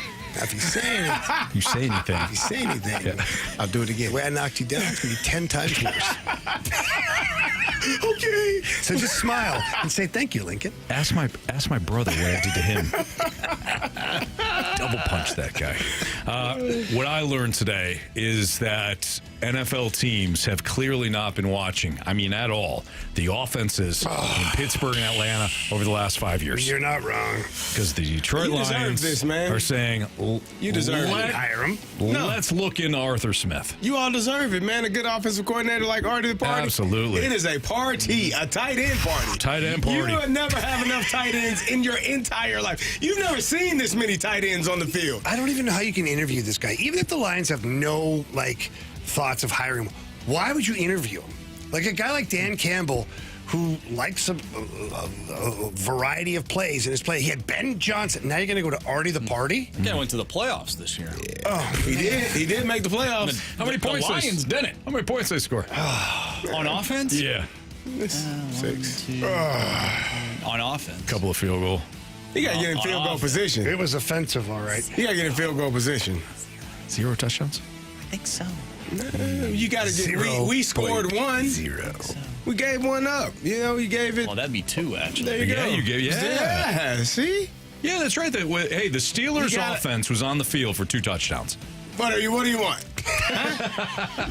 I'm just saying. The Lions saw that. They said, "Give me some of that." That's one way to look at it. All right, I think Marsh. it's a great hire. Oh, wow. Well, they didn't hire him yet. Marshy. I think it would be. Boo that man off the field. I think it'd be a great hire. Mr. Viking says, "Hire that man." Detroit. Yeah, I bet I don't blame him. 3 stars? Yes, sir. It's time for the Fast Lane's 3 Stars of the Day, presented by Circus Sports. No bet fees ever with the world's largest sports book, now at your fingertips in Illinois and Missouri. Our 3rd star of the day goes out to Shifts and Motions. Yes. Yeah. Motions. You get a lot of those in football, man. Yeah. We're going to start doing Motioning and those shifting. motions and shifts. Yeah. Yeah. I like it. And shifts. Your child, Lincoln, is getting our 2nd star of the day. Good Samaritan Award. Samaritan Award. Help that kid right off the playground. Yep. I didn't knock you over. You just failed. But don't ask to see the tapes on that one. I'm sure it's fine. Lincoln had him burned.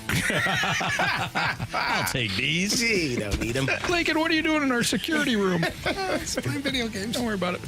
Our 1st star of the day will be the reason that we all become millionaires, trillionaires. It's the Drive at 5. Oh, that's right. At 5. T-shirts Monty. available. Yeah. Well, he came right out of the gates with That's that, what we didn't call the 5 o'clock hour from now on. Yeah. Drive at 5. Drive at 5. I like it. I like it a lot. Tomorrow we'll dive into the Blues and Lightning matchup and the 4 NFL divisional games. We got a couple of days of good football. We got the 2 matchups on Saturday, 2 divisional round matchups on Sunday, and then, of course, the national championship on Monday night between Miami and Indiana. That's going to be fun, man. Yep, I agree. I think it's going to be a great game.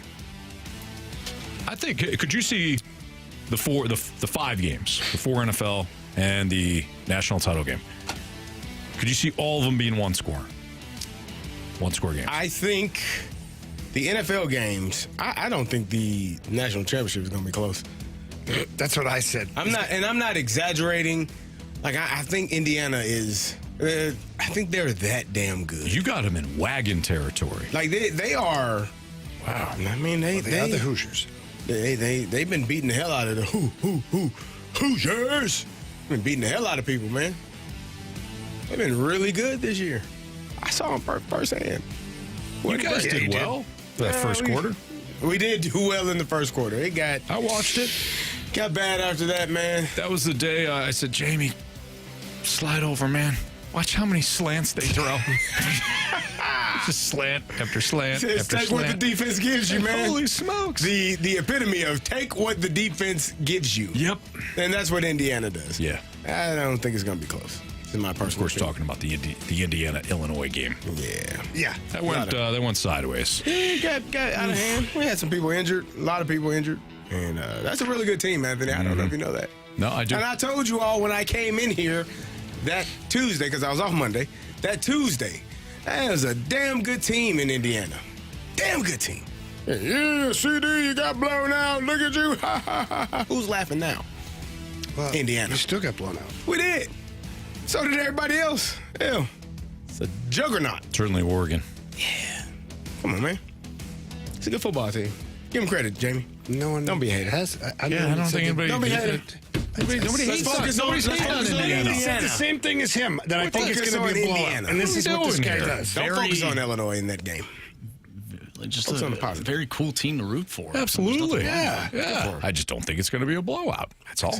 All right, that'll do it for us. For Andrew March, for Kerry Davis, for Jamie Rivers, I'm Anthony Stalter. See you.